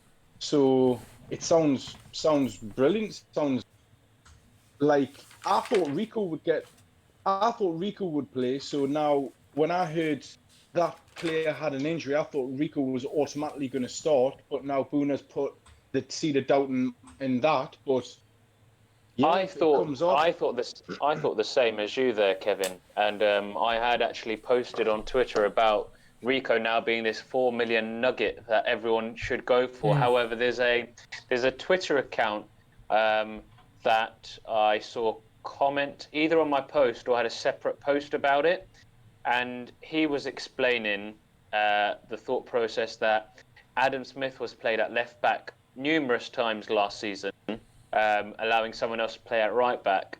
So what it really boils down to then is, who does Eddie Howe prefer, having Rico at left back or Stacey at right back in addition to Adam Smith? And I think it could be Stacey, but it's not a foregone conclusion. It could go either way, which is to some extent why I'm tempted to go Rico instead of Zuma in my defence. So I've covered both options. It's something I'm playing with at the moment. I would not advise that. This is me as a quote-unquote rival. This is what I keep forgetting. I'm your rivals. Yeah, you do that, Buna. You take out. You should have advised me that, mate. Yeah. No, in all seriousness, I would not advise getting rid of a player from a premium team out for a Bournemouth defender. I think that would be committing. Even though there's reasonings behind it, I think that would be committing suicide. I mean, why for you have you picked Kurt Zouma? Is it just the simple fact that for 0.5 more than a 4.5er playing for a premium team? As Notorious Nerd made this point a couple of shows back, that who are the best cheap players that play for a premium team? I can see that's maybe why you've got Zouma. Yeah, I mean, I'm not one that usually likes going for a centre-back. I can't remember who it was. There was a manager saying that he, doesn't really like going centre-backs and likes going right-backs and left-backs. So it would be one of the new guys. I think it might have been FPL Mechanic or Anurag the other day. And I'm of the same opinion, but 5 million for a Chelsea centre-back who could quite easily make that position his own, even when Rudiger is back, quite possibly. You can't turn that down, I don't think. Kevin, we're the idea of this, well, not the idea of this show per se, but the idea of today is to kind of celebrate the last 9 days of continuous live streaming from basically myself and Jason, and we just want to kind of like talk about what you've embraced the most about regarding the Discord group and certainly the live stream and what you've taken out of it. I mean, can I just add that something that I've taken away from it is what you were talking about when it comes to Wesley, and that's why he's in my team at the moment. Well, I appreciate that, Steve-O. For me, I just love podcasts and I love FPL. So, like you say, a lot of the content at the minute's a bit monotonous. Not having a shot at anyone, because I listen to pretty much everyone that you'll know. But this format that you are doing is totally different. And it's good to hear, the guy next door's team and thoughts behind it, rather than always listening to what you're putting on a pedestal as an expert. Do you know what I mean? And the constant streaming's been great. Like, if I can't catch it at this time, say my evening, and you're streaming in the morning, I'm putting this on as I'm tidying the house after the kid goes to bed, and I've caught every minute of everyone, and it's been brilliant. And it just, it puts together two interests of mine, podcasts, because I don't get to watch much telly. I've got an 18-month-old daughter, so it's cartoons. So I can have my headphones on. I can look like I'm interacting and playing Super Dad, but really I'm listening to you lot. So, yeah, it's been good. So, I mean, like I said, I think for me personally, I think you've been one of the, certainly for the morning streams, you've been one of the key components to help it to tie along, so to speak. And some of the insight that you've been giving the audience has been absolute. Oh, he's gone again. I was going to bring up his team. Some of the insight that Kevin has been bringing to the audience has been absolutely superb. I mean, what are your thoughts on Kevin's insight into, certainly in Wesley's as a player, Buna? Yeah, I think it's a good option. But you put me off him yesterday with that Twitter post regarding the comments from Talk Sport. So umming and ahhing right now. I could take Zinchenko out and put him back in. I don't know. There's a few positions that I'm unsure about right now. I just like Wesley's fixtures after game week 1, if I'm honest. Yeah, But then I don't really want to see Wesley score against Spurs when I go see them live. It's a horrible feeling. Yeah, Kevin, a South American expert, Tim Vickery, was basically backing up a thought process that I heard about Wesley, which is it sounds like Wesley's going to be more of an assister rather than a goal scorer. Does that not concern you? I mean, I've got your team looking at it now. You haven't actually got Wesley in the team, but yeah, what are your thoughts on that mindset? Which team have I sent in, Steve? I don't want to post again because I posted that and it cut us off, I think. Like you were saying, they're using Discord at the same time, so I daren't do it again. But which team is that? It's a 4-4-2 with Wilson and Kane up top. Oh, okay. That was my contribution to the 4-4-2 for the community. I don't know if I missed the deadline, but that was me trying to balance out having a City defender, City midfielder, a Liverpool defender, kind of balancing the spread, the Man U double up. Interestingly enough, I'll talk about that actually, the community team on Sunday. So for everybody's watching thinking, what on earth is Kevin talking about? So basically on Sunday, we're going to be doing a community team which you guys are going to be choosing to represent the Elite FPL podcast. And I asked you guys in the community, specifically from the Discord group, if you could send me what you think should be the team which represents the Elite FPL community. Now, Kevin just brought up a very, very interesting point about having a bit more of a balanced team and everything. Well, on Sunday, I can tell you guys now what will happen is that we're going to be taking votes on the more, shall we say, popular picks around key players. So, for instance, the 8 players that are definitely going to be in that Elite FPL community team no matter what are... Well, I think I may be changing this because of the news that Tom Heaton's going, so I may put up a vote in that. In fact, I may do it in a second, so get ready on Twitter, everybody. On Twitter, I'm going to put up a poll, okay? But, yeah, it may change, but as it stands right now, so it's Ryan and Button as your set and forget goalkeeper. It's going to be Trent Alexander-Arnold, Martin Kelly, and then it's in midfield Dendoncker, Salah, Sterling, and then up front it's Greenwood. Now, what we're going to do on Sunday is we're going to create a load of polls. We're going to get a load of discussion with you guys about which players we're going to then put around those key components to the team that are the 8. Kevin made a very interesting point there, just the word. I want to kind of change it up a bit and everything. We're not trying to be... I'm not having a go at you, Kevin. I'm just making a point to everybody. We're not trying to be clever. We're not trying to choose random players because it just makes it a bit more fun. I want people to... If it becomes a template team, which I've already put up on screen previously, which is just basically the 4-4-2, Alexander-Arnold, Van Dijk, Laporte, Digne as the back four, and then you've got Fraser, Sterling, Salah and Tielemans, and then up front it would be Wilson and Wesley. That's fine. Me and Jason aren't going to be sat here thinking, oh God, it's template. Oh, we're going to have to delete it. No. This is your team. It's what you think should be the best team. That's what's representing it. So on Sunday, when we go for the votes and everything, it's going to be a right laugh. I mean, are you two able to join us this Sunday? We're going live. So for you, Kevin, it's 6 p.m. here in the UK. I don't know if you'll be able to join us or not, but I'm assuming you'll be able to, Buna. I should be able to, yeah, as long as the missus has no plans. But yeah, I should be able to. And what about you, Kevin? It would be a 5 a.m. start, but I have been known to be an early riser, Steve-O. So what time's there's no football on at that time, is there? Because normally I get up Sunday mornings and watch football around that time. There isn't any Charity Shield or... Yeah, the Community Shield is, what, 4 o'clock, Buna? I'm just... Maybe 3 o'clock. Checking as we speak. It's 3 p.m, so it will have finished by then. Yeah, so... Yeah. So we'll be virtually going live once the game ends. Okay.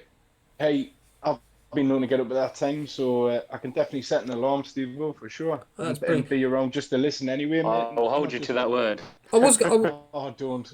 I was going to say, Kevin, you are just to clarify something here. I mean, you may have gone into a bit of panic mode. You are able to post on the Discord your team. If you want to post up your actual team that you want, you're more than happy to. Oh, wait a minute, is it the 3-4-3? Yeah, that's the one. Is it? Oh, brilliant. Wesley, Kane, and Will. Then I can easily bring it up now. That's easy. I'm Yes. so interested to hear your thoughts on this Civilos pick, because he's a good option at 5.5. I just don't know whether it's worth it or not. Yeah, in fact, straight away we'll just ask Kevin. The Ceballos pick. In fact, again, you were kind of with your enthusiasm for Ceballos based on what was said in the Discord chat, then made me choose Ceballos. And yeah, so straight away we'll ask you, Kevin, your thoughts on this Ceballos and why you've got him in your team. Yeah, well, it was talking to, I think it's Chicken Tikka Mo Salah. That's Charlie, yes. Lad, Charlie, yeah. So just hearing him go in depth about, he'd seen a lot more of him than I had. So you take that on board, you then go away and you start looking at whatever you can, as I hope that I did with Wesley, not meaning I was the first one, but I tried to put it out there as Chicken Tikka Mo Salah did, and he's just a great price. You cannot get anyone in a top 6 team at 5. You can get a mid-table or a lower end for that price, but if he's starting in that Arsenal team, it's just potentially massive. And like Jason was saying on the last podcast, it's great to get them in first and watch the bandwagon ensue after, and you're sitting there with a little smirk on your face. So at that price, you can't go wrong. He does enable a very strong team. Exactly. Ah, it's tempting. And the 2 opening fixtures, like, I know I argued against Aubameyang getting the captaincy against Newcastle, but that's not saying Arsenal won't put a couple past to it. But yeah, he looks brilliant. He looks, and like you say, if he's going to fit into that Ramsey role, like how can you not potentially want to take the punt on him?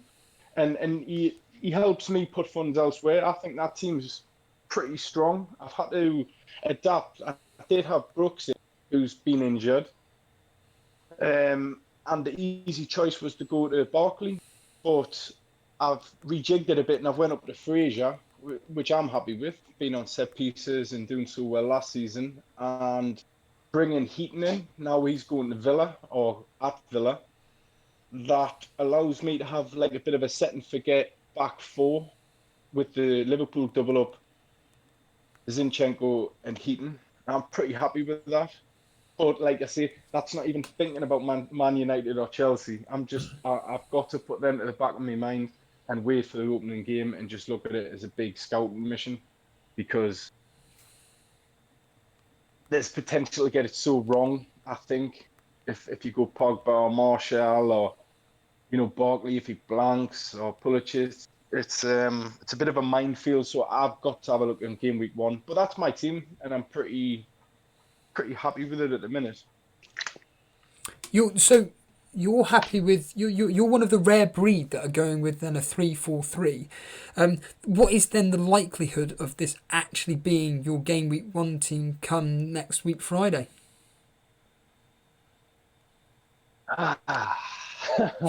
Just breaking news just before you start there, Kev. Heaton's confirmed now, official. Oh, it's confirmed, is it? Right, Yeah. okay. Brilliant. Yeah, sorry. Well, start at the back, Steve-O. Like, Heaton for me is now nailed on, because I was going to do a 4.5 rotation with Target and Taylor and play the Burnley Villa fixtures.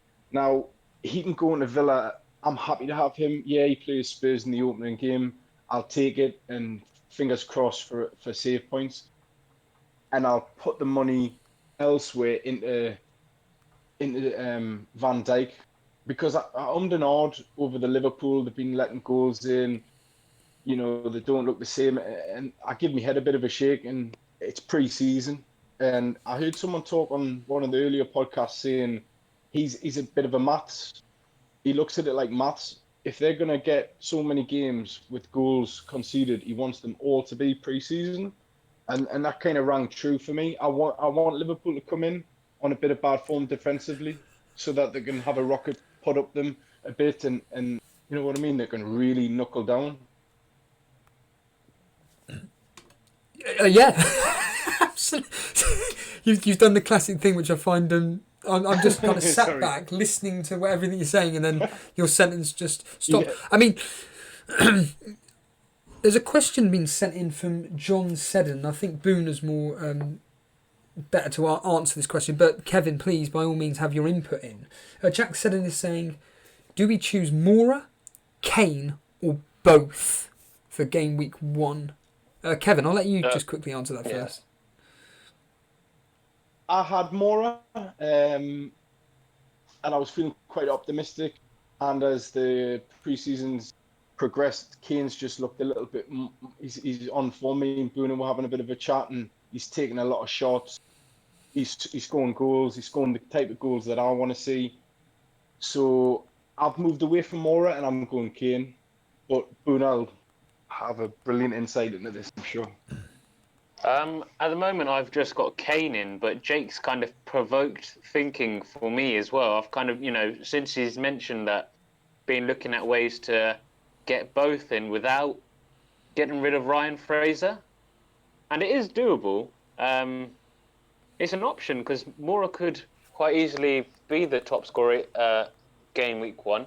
He did score a hat-trick against Huddersfield towards the end of last season as well at the new stadium. So, he's got the bit between his teeth for the new stadium. So you could be onto something there, Jake. I've just seen a wonderful... Oh, by the way, just to let everybody know right now, I've just put up a poll on Twitter, which is @EliteFPL. So if you wouldn't mind just quickly going on the poll, it's basically to vote for if you think that basically if Pope is a better set and forget goalkeeper than Matt Ryan. So far, we've had 11 votes, and 73% of you guys are saying yes, Pope is a much better set and forget goalkeeper than Ryan for your Elite FPL community team. So get over on Twitter @EliteFPL and get your votes in, because I've only said it for an hour, and I think that we can find out what you guys want as your set and forget goalkeeper to be based around. Just a quick question for you two. Kevin, do you think Pope's a better option than Matt Ryan? It's a bit of a coin flip for me. I had Ryan all the way along, and I have tinkered with Pope as a rotation with Villa, but who has the best fixtures? Brighton got pretty good fixtures, haven't they? Yeah. Yeah. Yeah. For me, I prefer Ryan, just with a fix. I've always played the fixtures. I know Brighton aren't renowned for clean sheets. I completely agree. Go on, Buna. No, I said I completely agree. Same for me. I'd prefer Ryan personally. I prefer playing the fixtures and the chance of a clean sheet. Where with Pope, you're kind of hanging on to the hope of save points, because with the fixtures they've got, I can't see them keeping too many clean sheets. So Ryan for me. I just read in the Discord, Kevin, I wondered, I couldn't really read the Discord thing, and it was well, I'm going to deliberately read it out because it's a really nice treat. It's a really nice message for everybody to listen to. So basically, Kevin was just saying, I don't want to embarrass you, but it's just a lovely thing saying, I've got nothing but love for Steve. If you wanted to do a regular Aussie time friendly one throughout the season, I'd happily commit to helping out in any way possible.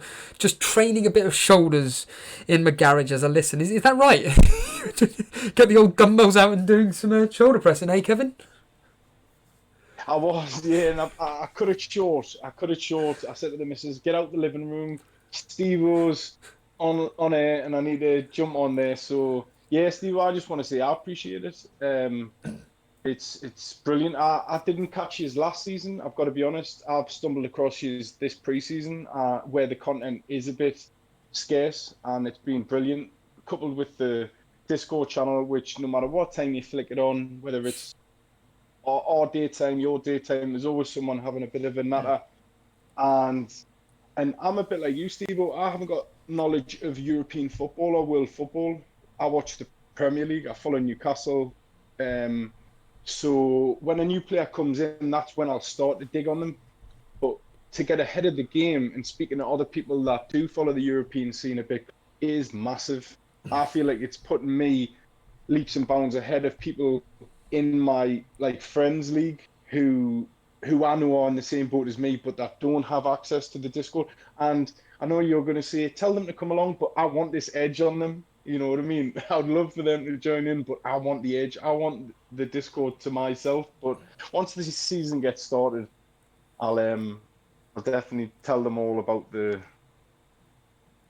channel for sure. Just a quick live reaction to this tweet, this poll tweet I've just sent out. So Shaban, a regular on the show, he's saying that, look, we voted for Ryan, leave it at that, no need for a second vote. Well, in theory, it wasn't actually voted for. I mean, at the end of the day, when it came to goalkeepers, for the people that sent in, I mean, there was about 26 people that sent in their preferred 4-4-2 players. And for goalkeeper-wise, Button outright won it. I mean, he received 12 votes. Matt Ryan was the second most popular with 7. But I think that personally, if we knew who the number 1 goalkeeper was for Burnley, I think maybe Nick, well, whoever that may be, in this case Nick Pope, may have been challenging Matt Ryan. And at which point, it's a case of, right, then I would have done we're probably going to do this on Sunday. In fact, that's what we are going to do. We will certainly do a vote between Matt Ryan and Nick Pope on Sunday, and it will be basically down to you guys who you actually want as that set and forget goalkeeper. I think that it's always an interesting discussion point. Kevin and FPL Buna just now. I mean, can I ask you, Buna, do you prefer being called FPL Buna, or do you want to be called by your name in Rahul? No, Buna's perfect, mate. Everyone in the Twitter scope or Twitter sphere knows me as Buna, so that's absolutely fine with me, mate. Yeah, that's all right. It's just sometimes I feel that when you're naming the people as by their Twitter accounts or their Discord thing, it's very strange, and it can be quite. You start naming me by my name, and everyone will be like, "Who's he talking about?" Exactly. Yeah. Can I just say on the name thing? Is it alright if you stop calling me Kevin? Because it's only ever been me mother or me missus when I'm in trouble call us Kevin. And it took us this long to bring it up, but it's just Kev's good, Jordy's good, but Kevin, I feel like you're a female and I'm in trouble. So what about? I'll just throw that in there. What about just leaving it at Statman as your Discord name? Because then everybody knows who you are, obviously through the channel. Yeah. Yeah, that works. I like that. Just no more Kevin if you don't mind. That's fine. Any Statman, any final thoughts? Well, before we let you go, really, about anything regarding all things fantasy football, while we've got basically 8 days to go until kick-off. What's been happening lately? No, I'm sure you will have covered it all. It's just I'm trying to avoid the Man U Chelsea bandwagons at the minute, and why? Why? Why? Because I like my team how it is, and I'm confident. The players like Barkley, Rashford, Martial, etc. I haven't been thinking about them all pre-season, so that's the definition of a bandwagon. Like it's been a quick rolling thing. They've had a couple of decent games. In Man U's case, it's just the potential of signings coming in. We don't know how, if they're even going to get Dybala. So it's the price points. I think the price points are very tempting, but. How do you feel? Do you think Rashford's an option at 7.5? No, ahead of people like Wilson and.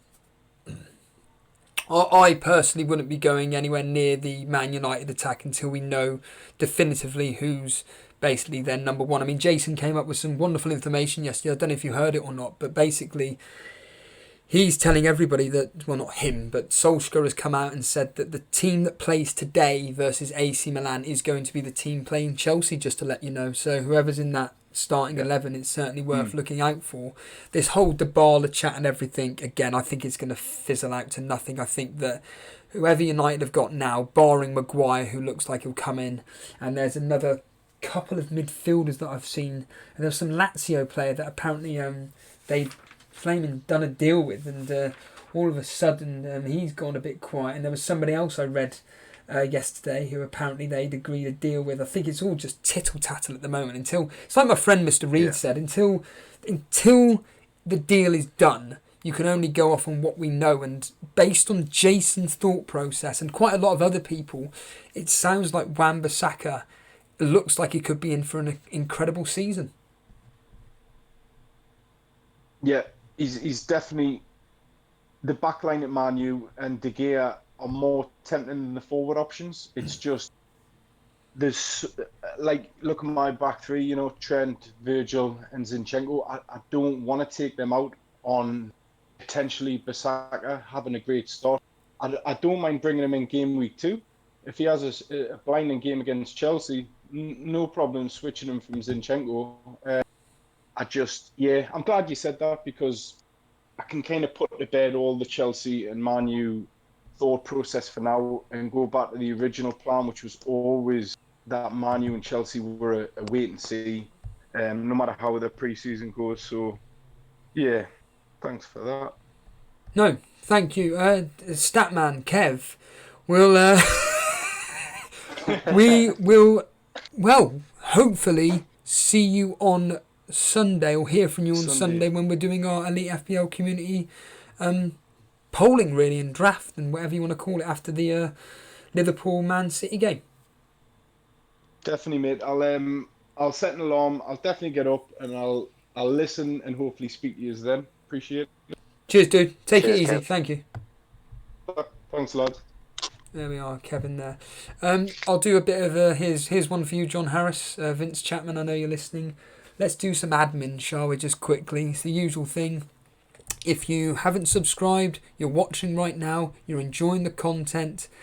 Again, there's only more and more to come. As you've just heard just now, we are going to be doing a special podcast on Sunday, choosing your elite FPL community team. I think that's going to be a right... Buna just writing that down there. Admin. I'm going to be enjoying that particular stream. I think it's going to be absolutely fantastic. I think that we're really going to get some wonderful ideas, and maybe it could change some people's thought processes into choosing specific players. But Gian Paolo making a quick point about subscribers. You'd be surprised. In fact, I would say that most YouTube channels, with the amount of people that watch, probably don't have the amount of subscribers that represent the viewers, so to speak. And we know for fact, I mean, Buna that's here now, he was making the point that he was shocked at the fact that I think it was something like 60 or 70% of our audience that watch us hasn't even subscribed. 70%.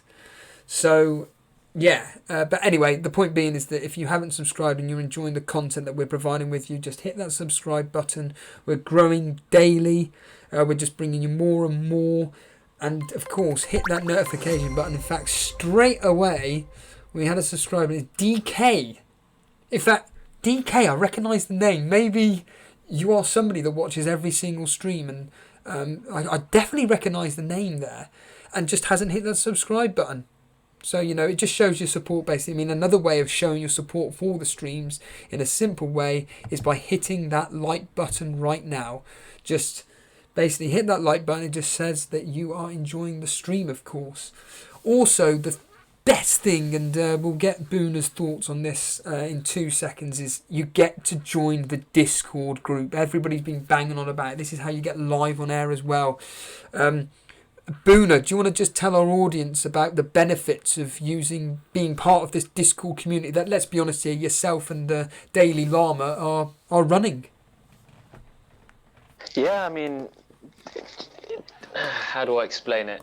Discord, for want of a better word, is basically a 24-7 stream. So if you like what Steve-O's doing and you like interacting with the other FPL managers that are watching the stream, we basically get together and use Discord both, from a text perspective, but also voice hangouts to discuss literally everything FPL. And you've got managers in there with conflicting views a lot of the time, but it's always constructive and gives you a different insight into a player that you may not have kind of thought about. So it can be pretty thought provoking. So I encourage you to get involved. Yeah, absolutely. I haven't actually spoke to anybody here about my latest draft, which I'm pretty happy with, to be honest with you. I'd like to get your. It's up on the screen now. I'd like to hear. One, yeah? That is the one. My 3-5-2. I'm forget Joe Hart. That was I'm just waiting on Nick Pope to be announced as fit to play, but he's just a standby keeper at the moment. But barring Joe Hart aside, what are your thoughts on this 3-5-2 formation? I think it's very nice. It's just the Ceballos pick that I'm unsure about, but he could be a great pick. So I'm tempted to put him in myself, only because of the squad it allows and the team that it allows. I think that's a great team, and you've got the basic core that I've got as well. So it's a definite yes from me. What's made you go the Salah, Sterling, Kane route? They're the best players in the Premier League. Not literally, but you know what I mean. They are, when it comes to point scoring. I mean, let's be brutally honest here. The guys at Planet FPL. Now that is, I'll tell you what. That I'll give these a quick plug. Planet FPL, for me personally, I think are bloody brilliant.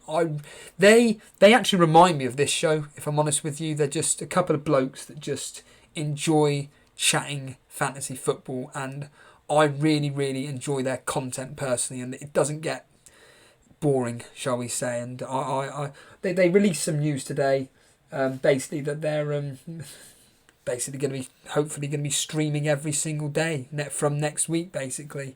If you want to find out more, just go to their Twitter page at Planet FPL. But yeah, that aside, James, who is the Tottenham fan, he was making a very valid point about Harry Kane, and it was quite simply this, and I'm sure you'll agree. If Harry Kane's fit, he's going to get you a minimum of 20 goals. What do you think on that? Yeah, bare minimum. I think he could do, a lot better than that this season. He's not had the World Cup or Euros or anything like that to trouble him this summer. He's looking fit in pre-season, playing a lot more advanced. So I think he'll be right up there this season, as long as he stays fit.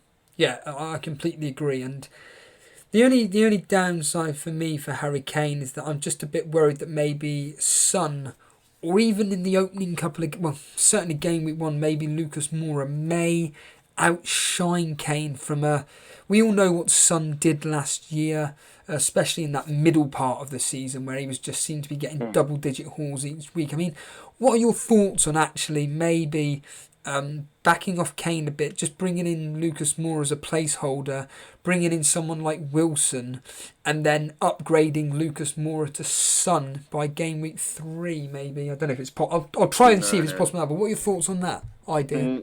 Not for me. Moura hasn't looked amazing in pre-season, not recently anyway, but like I said, he could do well. But I've already earmarked Son to come into my team for game week 3 for a -4. I know that's against the grain and most managers don't like pre-planning hits, but something I've got in mind because I've identified Aubameyang as the perfect player to captain in game week 2. So I'm considering Kane for 1 week, Kane to Aubameyang in game week 2.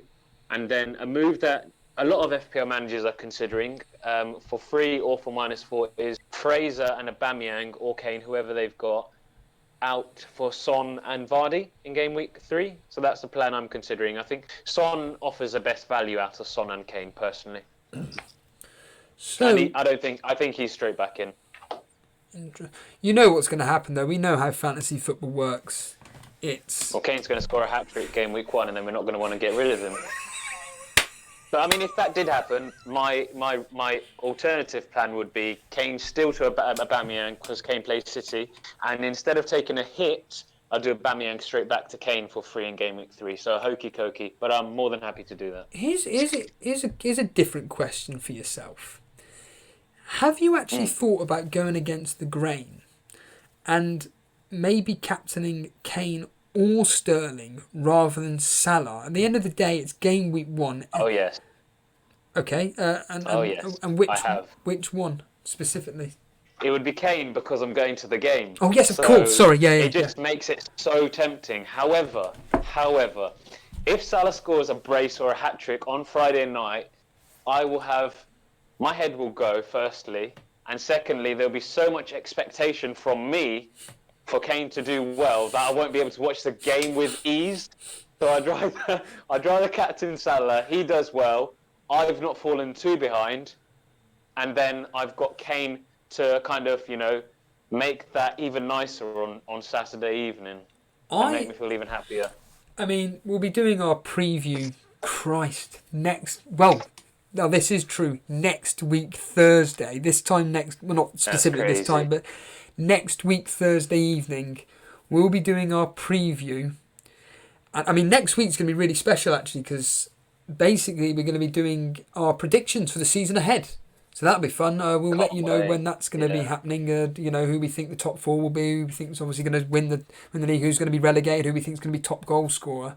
So yeah, a lot of a decent podcast next week. But when it comes to the preview, I'm going to be going down the route of I actually think that Kane and Sterling are going to match Salah's points, and it's going to be one of those game weeks where actually they're going to cancel each other out.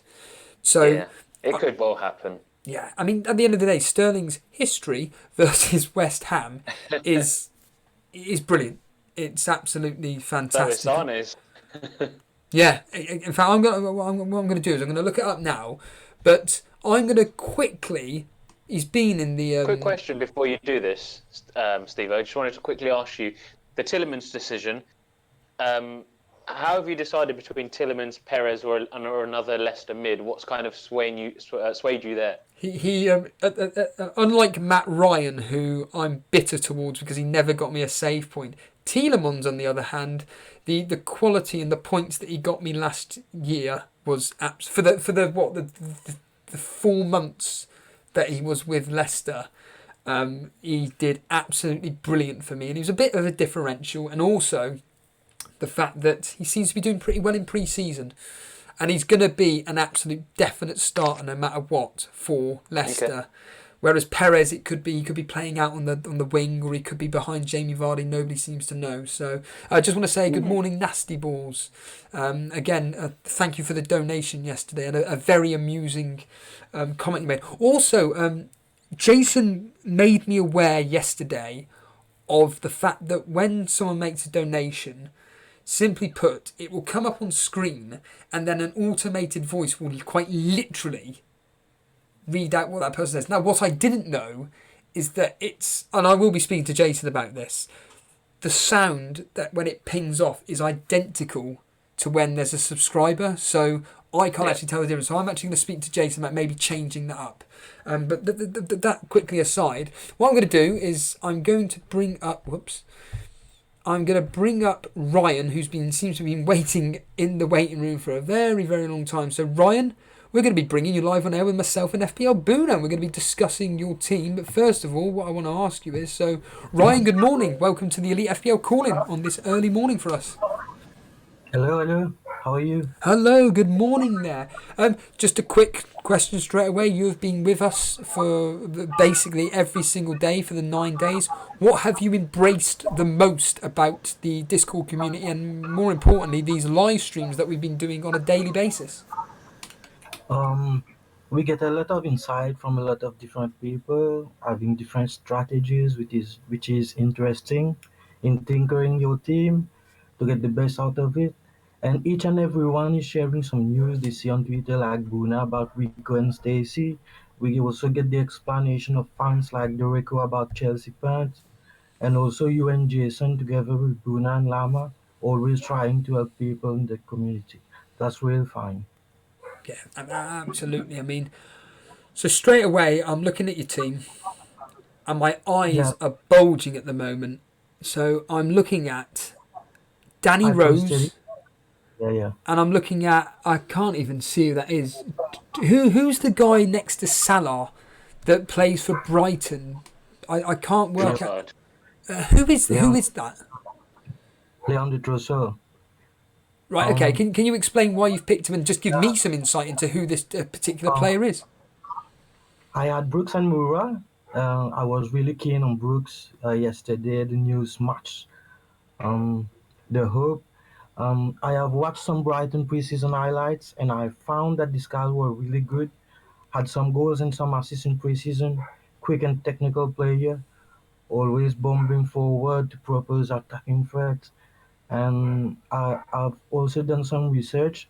I've found out that Graham Potter, the new Brighton manager, told that he would adopt a more attacking style, just because he don't want to waste the talent of Trossard. Yeah, apparently Potter will construct the team around Trossard. Last year, he played a major role in helping Genk win the Belgian Premier League. He registered 14 goals and 7 assists. He also had Wow. Europa League experience, and he played very well in those games. Given that Brighton opening fixtures are quite decent, I say to myself that he may be a point.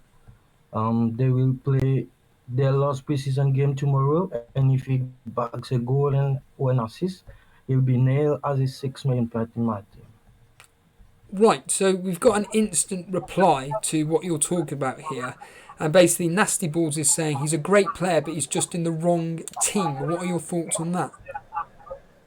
Um, Graham Potter said in an interview that he don't really like a defensive style just because he brought Trossard in.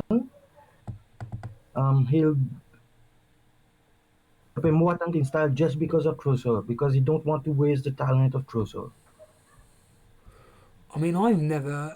I mean, let's just look at Brighton's fixtures straight away. They're really, really kind. Watford away, Watford are terrible defending. West Ham, and then you've got Southampton, Man City away. We can forget about that, and then Burnley at home. So you're The pretty. fixtures are great. Yeah, you're very confident that this Trossard is going to do really, really well for Brighton, and more importantly, perform under Graham Potter's potential new attacking style. Yeah. And based on the interview of Potter, it seems that Trossard will be their main man this season. And He started well in pre-season as well. He in their Yeah. most recent game, he registered 3 assists. And 1 goal, I think. Yeah. Wow. I'm just going to quickly ask chat what your thoughts are on Ryan's pick of this Trossard, and also the fact that he seems to be that Graham Potter is probably going to build the team around him. Buna, what are your thoughts on Ryan's pick of Danny Rose? Yeah, Yeah, go on. You explain it first, Ryan. I had Wan-Bissaka.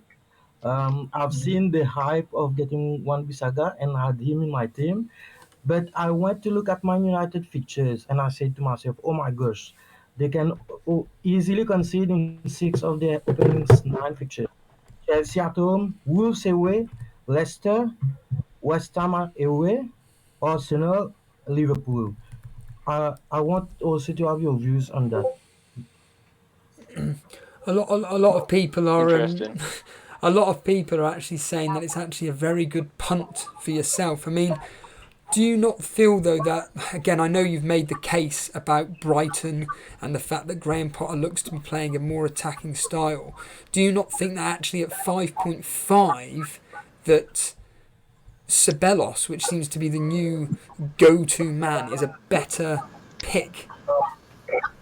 Yeah, Ceballos is a very good player. I watched the highlights when he played for Real Madrid, and I went to check the stats.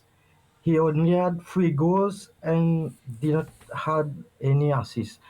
He is a kind of player who likes to bomb forward, to participate in the play, but he always give the pass before the assist. And if you give the pass before the assist, you don't get any FPL points.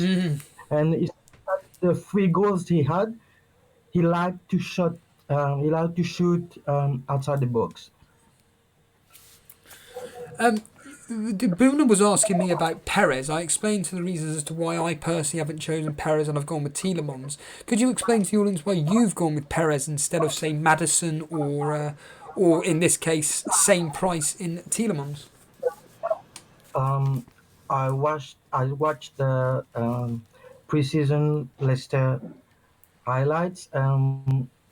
It seems to me that Rodgers will adopt either a 4-1-4-1 formation or a 4-4-2 diamond formation with Perez up front with Vardy.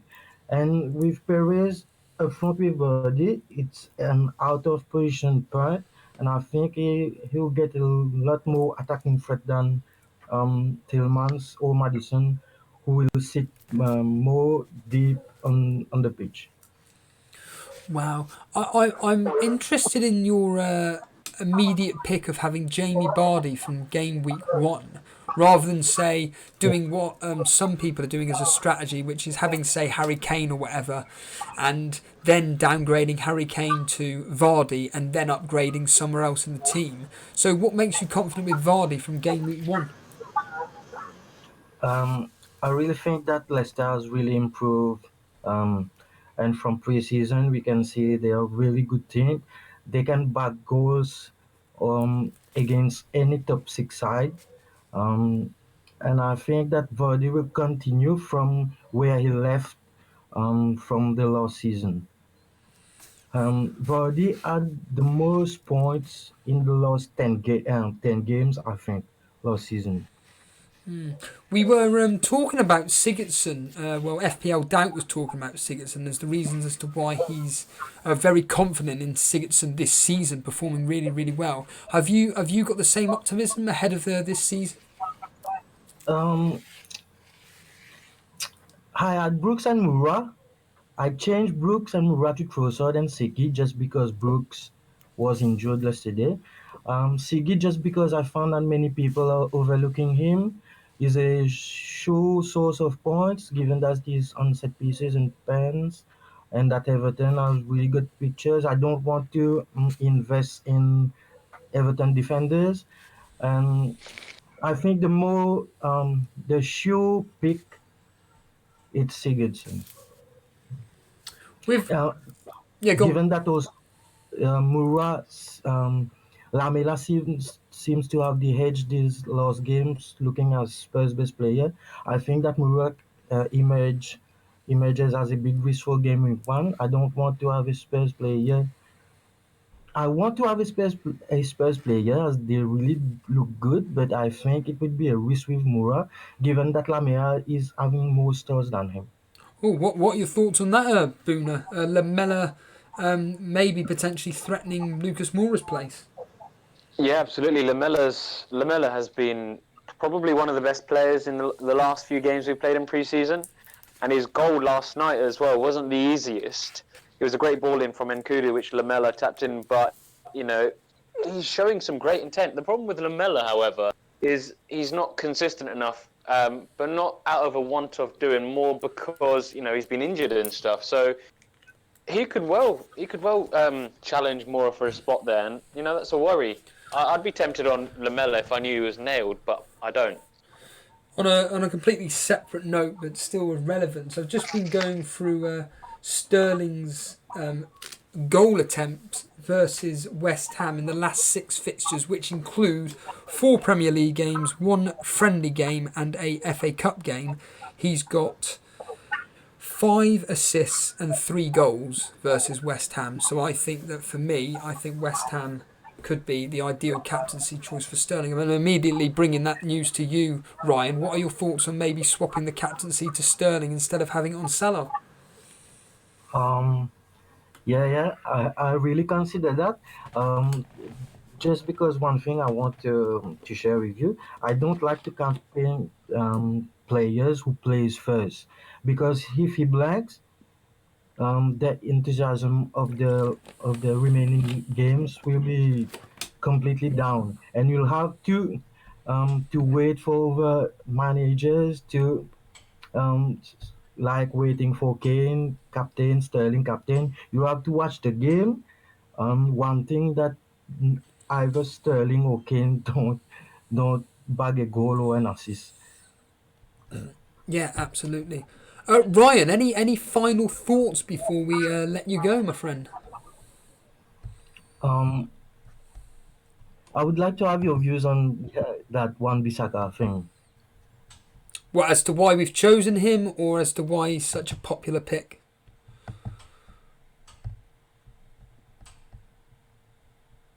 Ryan. Well, I'm just. Has he got? Has he got? Has he?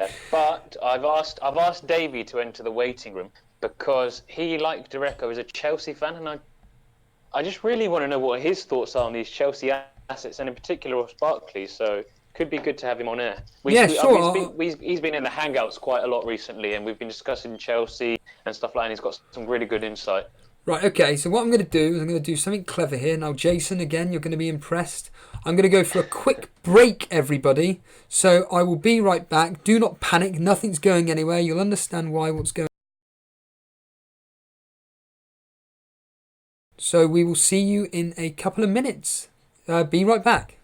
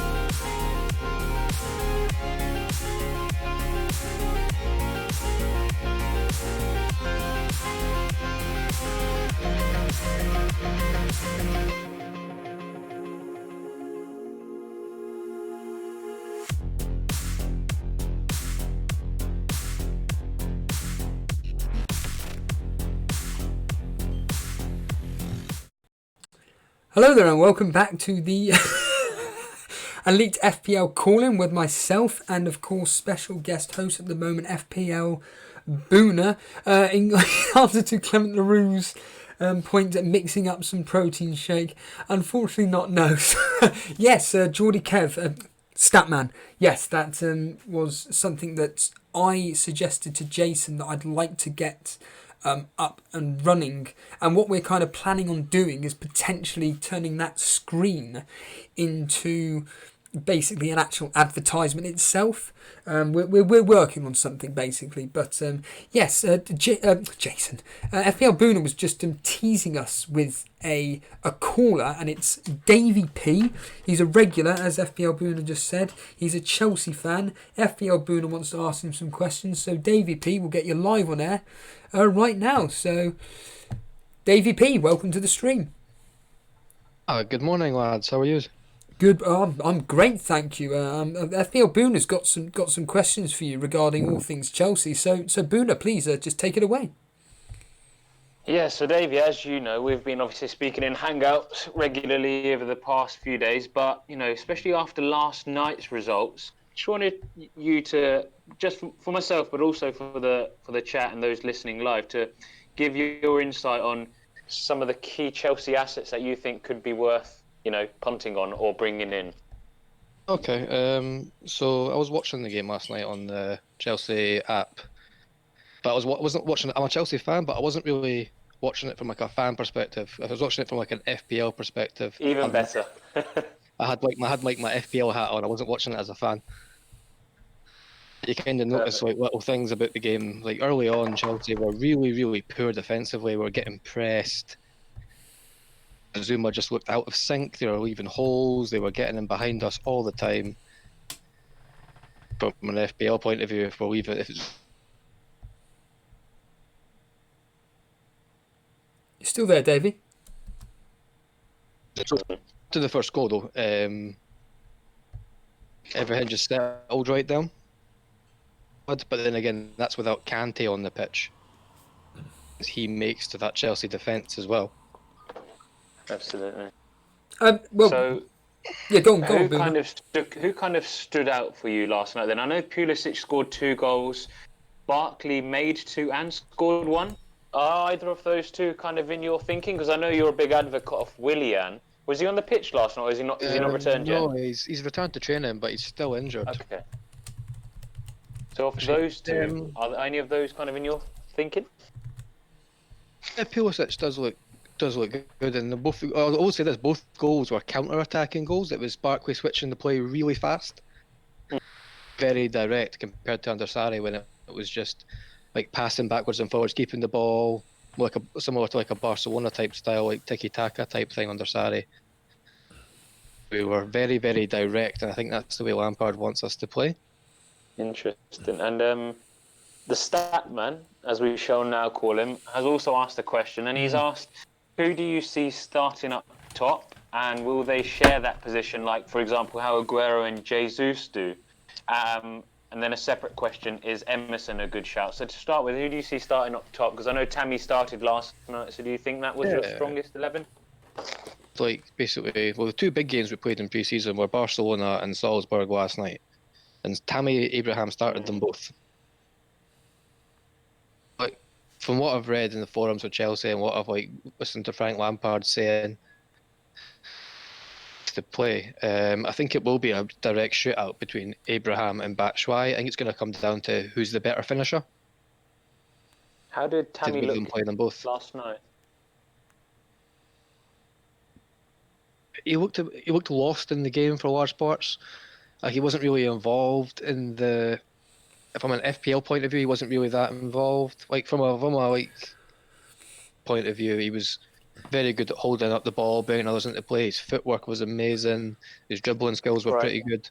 Can I ask? From a point of view, I wouldn't pick him. Can I ask, just going on that thought process? I'm just nodding in agreement. I'm thinking to myself. Is the reason why he did so well at Aston Villa, is taking penalties aside, is it because in the Championship you get so many opportunities to score? Whereas, for instance, I'm fully aware he was in a relegation team like Swansea. But what you were just saying there, kind of, I'm thinking, well, when he is presented with a chance, maybe he just doesn't take it, and maybe that could happen at Chelsea as well. That's entirely possible, but I think he's being asked to play a different role. If you look at all those teams, they all played like a different style of play. But I think at Chelsea he's been asked to play a slightly different role. You would think he was the lone striker at Villa, he was the lone striker at but at Chelsea he's being asked to play up top on his own, but he's being asked to drop deep and link up the play a bit more. I don't think he did that at Swansea and Villa. He was asked to. It was more of a those teams than he was what he's been asked of Lampard. He's been asked so much more at Chelsea. To come to grips with that. Who do you personally want from a non-FPL perspective? Who would you personally put up front? Would it be Abraham, Giroud, or Batshuayi? I think it would depend on the team that Chelsea play. I think that's what you will see. I think we'll see a bit of rotation depending on who Chelsea play. Like, for example, I think we will play Abraham most of the game. We're playing a certain particular team that plays in a certain way. I think, if we're playing Burnley away, I think Giroud starts that game. Which could be a problem.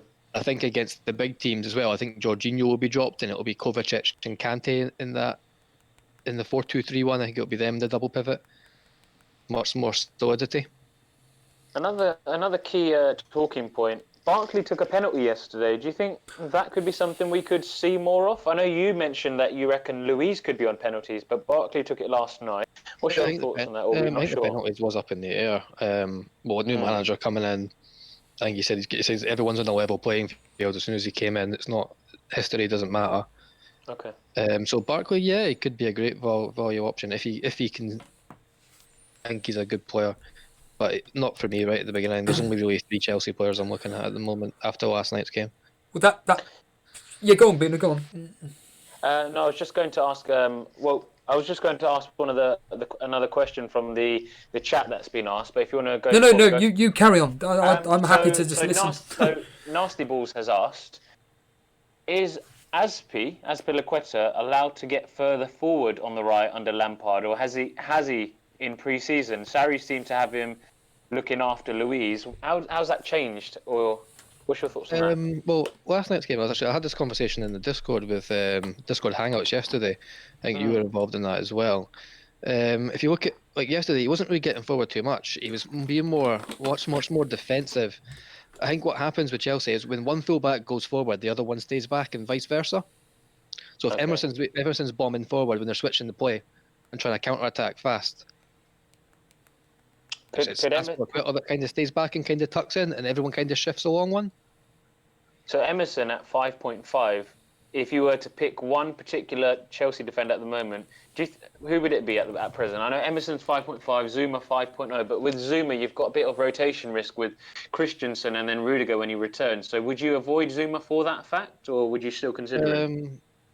Yeah, I think it's a transfer waiting to happen, but then again, it depends on your strategy. If you're a short-term thinker and trying to get maximum points within like 3 or 4 game weeks, then yeah, go for Zuma. If you're going to play a more longer game, then I'd definitely say either go Azpilicueta, Emerson, or David Luiz.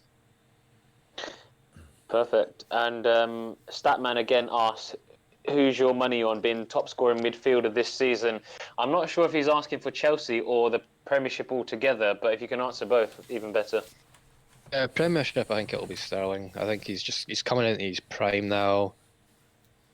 Better and better and better.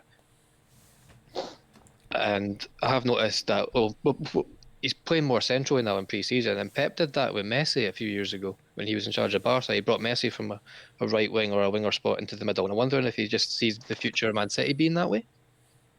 Okay. And for Chelsea? Oh, that's a tough one. I guess you've got to look at it, for the whole course of the season and who's most nailed and stuff like that too comes into it. I think they'll all share minutes and they'll all take points off each other. Pedro, but he's so frustrating to own from an FPL point of view. Mm-hmm. Playing goal scoring opportunities and then chooses to pass it rather than shoot. Yeah. Spectacular goal. Final question just from me. I think it could be Pulisic, just based on the freedom that he seems to get in that counter attack and the pace. He's not the worst price either, is he? About Hudson-Odoi coming back in though, because I think come the end of the season, the front will be Hudson-Odoi and Pulisic. Interesting. And final question from me on this. Barkley's looking, like Tristan in chat says, looking really sharp. But we know that he's not the most consistent of players. Do you think we could see the Barkley of old? The Barkley in his prime time at Everton this season? Yeah, I was thinking that last night as well. Because you look at his numbers from Everton when he played in that sort of behind the striker role, his numbers are quite good. He was very, very consistent when he played behind Lukaku as well. Yeah, I think it's going to come down to how Lampard wants to play, and I think Barkley's a better fit than Mason Mount in that regard, because he was switching the play all the time last night. He was dropping deep, picking up the ball, and switching the play fast. If he's hitting free kicks, if he's hitting penalties, for 6 million, he could be a great enabler as well, especially if he keeps that role. Borussia Mönchengladbach game at the weekend, and if he starts that game, I'd expect him to start the first few games of the season. What is your what is your thoughts on the signing of Pulisic? Is he going to be the answer, as they say, to the Hazard issue? I don't really like people comparing him to Hazard, to be honest. He's a different type of player. He's a very great player. If you look at it, he's been in that Dortmund team since he was like 16, 17, playing Champions League football. Had an injury hit season. I think he only had like 9 starts, but he got like 5 goals in 9 starts, like 900 minutes or something daft like that. I mean, he's a very, very good player. But also with Pulisic, that I didn't mention earlier, is that when he drifts inside, Barkley tends to drift out wide. Okay. So if he's drifting and cutting inside, it's going to create more. It's going to drag defenders away. It might make Barkley actually a better option rather than Pulisic, because it means Barkley's got more space when they switch it back across to him to cross the balls in. You're selling this to me. Yeah. That's a prime example of it. If you watch that spectacular Pedro goal up on YouTube, it is a world beater. Do you see Pedro and Willian sharing minutes again this season like they did last? Yes, but going on last night, yes. If Lampard's considering Hudson-Odoi and Pulisic on that left wing role, and then Willian and Pedro on that right wing role, if that's how he sees things, hinted at it a little bit with his selections and things like that and his substitutions. I take it that's Willian out of your reckoning now, because I know you're a big advocate of Willian. Yeah, but with, that rotation risk. He's injured, the rotation risk, the fact that he's... I thought he might have played that cam role that Barkley's playing, but it looks like it's going to be a straight shootout between Barkley and start of the season. You think you'll go with the more experienced Premier League player, though, right? I think of the Chelsea, if you're going to go Chelsea attack, I'd go Pulisic or Barkley. Okay. I wouldn't touch any of the other assets. Maybe Pedro, if you've got 7 million, or gamble. Davey, is your history against Man United. Davey, is your team the 3-4-3 with Wilson, King, and Wesley? Yes. Right. I've got Zaha midfield. That's right. Yeah. Just before we get onto that, like I said, we're kind of celebrating the end, but it is the end of the 9 days straight of continuous streaming from the Elite FPL podcast from myself and Jason here. I'm asking every single corner, how has this 9 days straight kind of helped your decision making, and also what have you been enjoying about it? Plus the benefits of using the Discord group. I think the main things is if you see someone talking about a particular player that you like, that you've got in your team, and their justification for picking that player is different, it kind of reassures your opinion that you've kind of made the right decision. Or if they've picked a particular player that you've got for any particular reason, it does make you question things as well and put things from a different perspective. Like FPL through your own narrow-minded, maybe not narrow-minded, but with the blinkers on, you know what I mean? Yeah. Tunnel vision a little bit with your team and your selections. It's the self-confirmation bias that we all have in us. Yeah, also I try and take team bias out of it as well. So if I'm looking at listening to Man United fans and Spurs fans and Burnley fans, like yourselves, talk about their teams because you've been watching the pre-season friendlies, it's your knowledge of those teams is going to be much greater than my knowledge, and it's a rounding of what players to pick and choose from those particular teams, who's looking good, who's not looking good. You can't just assume based on previous history in FPL that these players are going to play in a particular way. Like you said, Kane's playing more advanced in pre-season.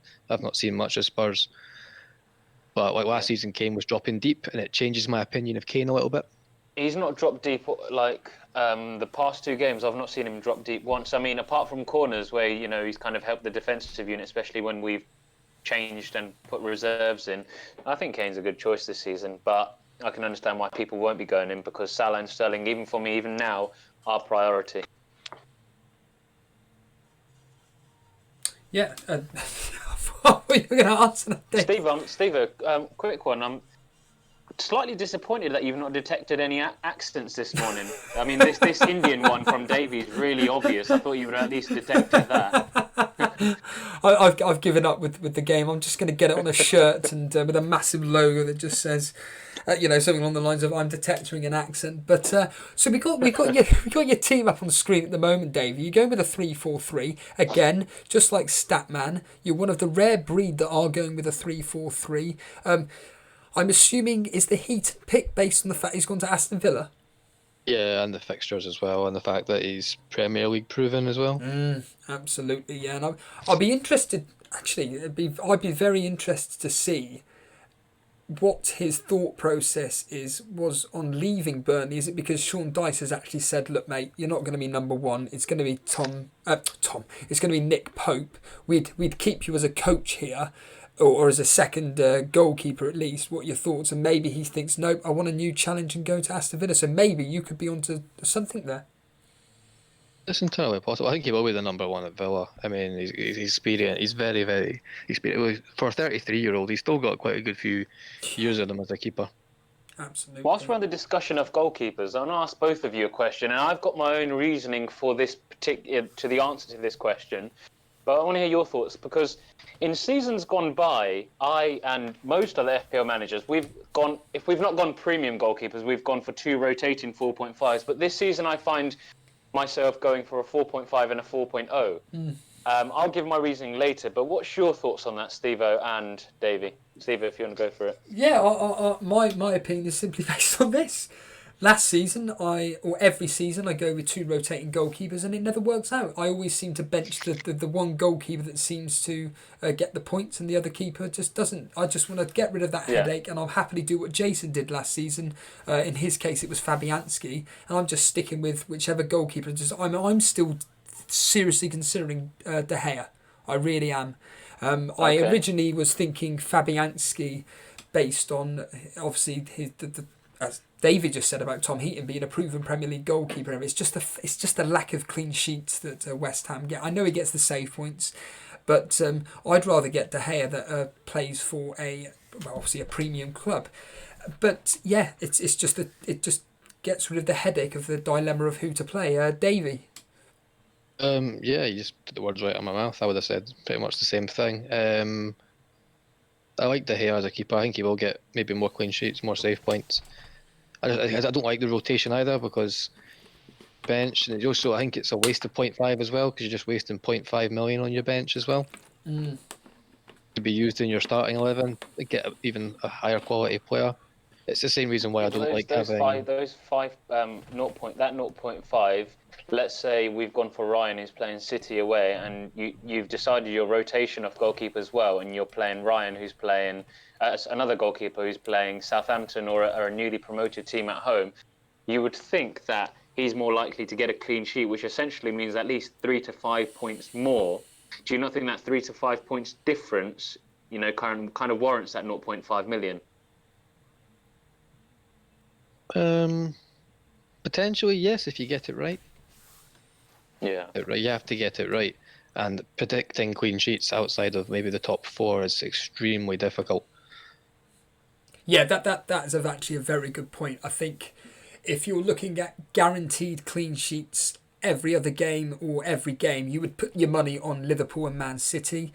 Then you would go down the Chelsea route. Tottenham are a very, very frustrating team when it comes to defenders, because they don't concede a lot, but they always seem to concede a minimum of 1 goal per game, so to speak. But like I said, I would put them in the top bracket of clean sheet holders. And then you go down to Man U and Arsenal. You would like to think that they keep clean sheets against the weaker opposition. And then it's your teams like, West Ham, Leicester. But then I think that your more poorer teams like Burnley, Brighton, that set up so defensively. Sheffield United could be another one where they set up so defensively that teams just struggle to break, especially the poorer teams. You're pretty much with teams like Sheffield United and Burnley, when they play against poor opposition, take, Cardiff and Huddersfield as an example, there's a very, very high chance of getting a clean sheet. But the issue is that they only play those teams the odd occasion here or there, whereas with people like Man City, teams like Man City and Liverpool, you're pretty much confident that they're going to get a clean sheet no matter what. But what are your thoughts, Davey, on in this 3-man front? This 3-man strike force of Wilson, King and Wesley. I'm just not a fan of Josh King. I'm probably going to be proven wrong. He'll probably get more points than Wilson in game week 1, but I'm just not a fan of King. I'd rather downgrade him and upgrade Den Donker as an example, possibly. Right, so I don't like having 4.5 strikers on my bench. I just feel like I'd rather have 2-4 million. It comes down to, you're never going to really... How often are you going to dip into your second and third subs? Yes, yeah. Not really. If I'm going to have 2 of those players sitting there, I'd rather have 2-4 million defenders than a 4.5 striker, and just put the funds into my first 11. King, but he's one of these players with Bournemouth that is just going to be, if you have Wilson, King will score. If you have King, Wilson will score. And I don't want to have that headache. It just scares me. I like your thinking there. I think either could score, and I don't like that headache either. That's why I was actually thinking triple up at the start, but then I found my senses. With Wesley's kind of like my gut, like a punt ma. He's looked quite good in pre-season. Villa have got some good fixtures, opening fixtures. Out of all the 6 million forwards, he's the only one that's really nailed that has good fixtures. Yeah. Statman's asked another question about one of your other players, Zaha. Is he in there with Everton in mind, or would you keep him if he stayed at Palace? Keep him if he stayed at Palace. He's still one of the best. He's still one of the best players outside the top 4, top 6. And he's so crucial. He gets you points. If he was a midfielder last year, he would have got upwards of like 160, 170 points. If he was a 7 million mid last year. Are you not concerned that if he doesn't get his move away, he could be a sulky so-and-so, in Statman's words? Does that not worry you at all? Or do you think he's too crucial to that team? Of that in pre-season, it's just speculation. People saying this. He's not come out and given any statements. Roy Hodgson's come out and said he's been completely professional. I mean, I kind of trust Roy Hodgson as a manager as well. He's got lots of experience. I pick certain players as well. I'll pick my goalkeeper from a defensive team. Pick a goalkeeper from an offensive team. Yeah. Person, they're defenders. We've got FPL Player 51 in the waiting room at the moment. I'm going to get him on. Davey, if you don't mind just staying on for a bit and maybe helping him out with his Rate My Team. I'll just take that as a yes then. I didn't quite catch what you said there. You kind of cut out there. Oh, so I was just saying, if you don't mind just staying around and just help the FPL Player with his team and his thought process. Yeah, sure. FPL Player will bring you live on air. Just please don't swear. Make sure the stream's turned down, and away we go. So, FPL Player, welcome to Elite FPL. Call in, my friend. Hi, mate. You alright? Blimey, that's probably the best connection I've ever heard. Good morning to you. I am now detecting an accent. It's definitely English. Where in England are you from? From Yorkshire, yeah. Oh, from Yorkshire. My housemate's from that ethnic. He was actually up there yesterday, funny enough. So yeah, I don't recognise the name. Tell us about how you discovered Elite FPL podcast, and more importantly, getting involved with the Discord. Again, if you've been with us for weeks, I apologise. Well, I'm quite big on Twitter. I'm into Twitter, and I saw you lot on Twitter, and I just got involved with the YouTube. Really, I've been watching the streams all pre-season, pretty much. Yeah. Wow, so you've been with us for what? I guess well over a week then, at least. Yeah, 2 weeks maybe. Yeah, I'm really enjoying it. So what keeps, as a new advocate of the show and everything, what keeps bringing you back to the live streams and of course using the Discord? I think there's something new every time. I think I'm learning something new every time, hearing from different people, and it's good to hear from other people's perspectives. So my Cabelos pick very much from this stream. Yeah. I mean, we've got your team up on air now, and Davey P is with us just as a quick guest to help us through your thought processes. But for anybody listening on audio, again, if you want to listen to audio, it's Spotify, SoundCloud, and iTunes. It's Matt Ryan in goal, but you're going with a 4-4-2 in Wan-Bissaka, Walker Peters, Alexander-Arnold, Zinchenko, a standard Fraser, Salah, Sterling, Ceballos, Kane up front. But this is the one where everybody's going to be pricking their ears up and bulging their eyes out in Origi. And you've got Ross Barkley on the bench. So take it away, Origi. What is your thought process on that?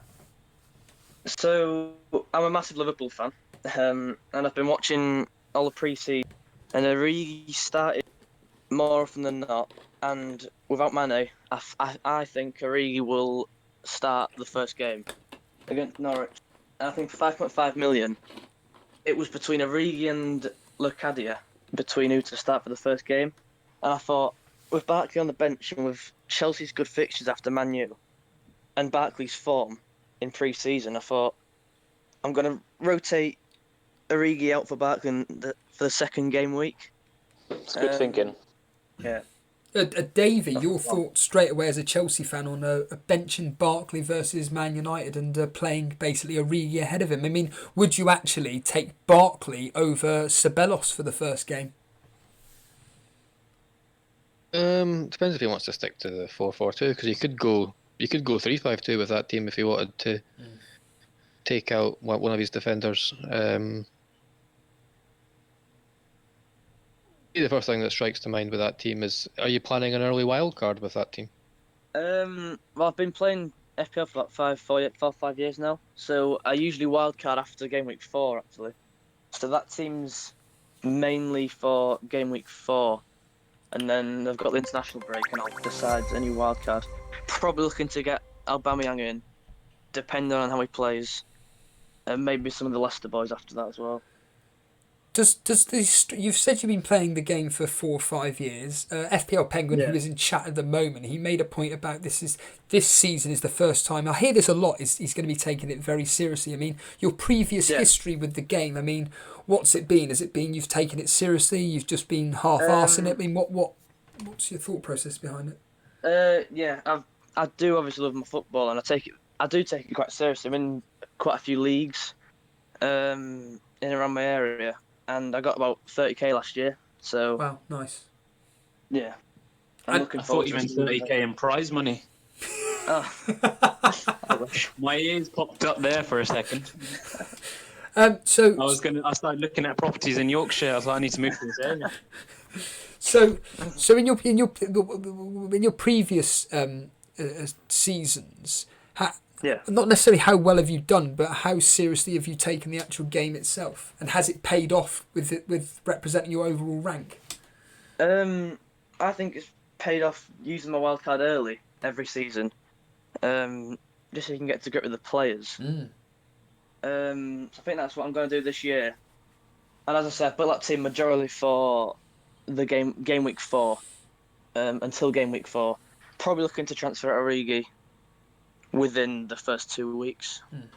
Have you thought about a strategy of who you would bring in for Origi and then taking out whoever? And I've not at the moment, no, because that is one of many drafts, but that looks like one of my final drafts. I think all my midfield 4 are locked in 100%, and like same goes with Alexander-Arnold and Zinchenko, which are quite template players, but I think you need them to keep up with the other FPL players. Sorry to interrupt you. Number one, Jason, I don't know if you've actually got to the stream and changed what I suggested earlier on, and also who was I've completely forgotten who it was. I made the point about I think it was you, Buna.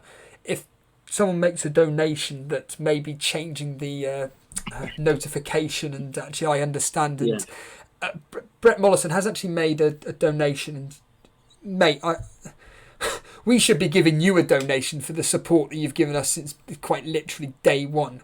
Can only thank you enough for that, my friend. Really, really appreciate it. Thank you so much. Sorry, I've forgotten your name. I'm too excited. FPL Player, sorry, you were saying about Origi and the wildcard and everything. Yeah, I've not really looked into the plan so far. I've got my 4 midfielders who are locked in, and then after that, I really wanted to bring in Callum Wilson, just to exploit their fixtures. And I know Leicester have some great fixtures past. I can't quit the game week, but probably Jamie Vardy as well. Yeah, I mean, what are your thoughts on that plan, Buna? Sorry, mate, you cut out there. I was just saying about the plan about bringing in Jamie Vardy at some point for Origi and playing around with other players. Yeah, you cut out a bit there, but I presume you said about Jamie Vardy, and I thought with the potential midfield with obviously Maddison, Tielemans and Perez, I think this year Vardy will top his goal scoring seasons. However, with VAR, I do know Vardy likes to play on the last man, and that could maybe cut a few goals, but I'm worth paying that risk. Vardy loves a tumble. Yeah. Yeah.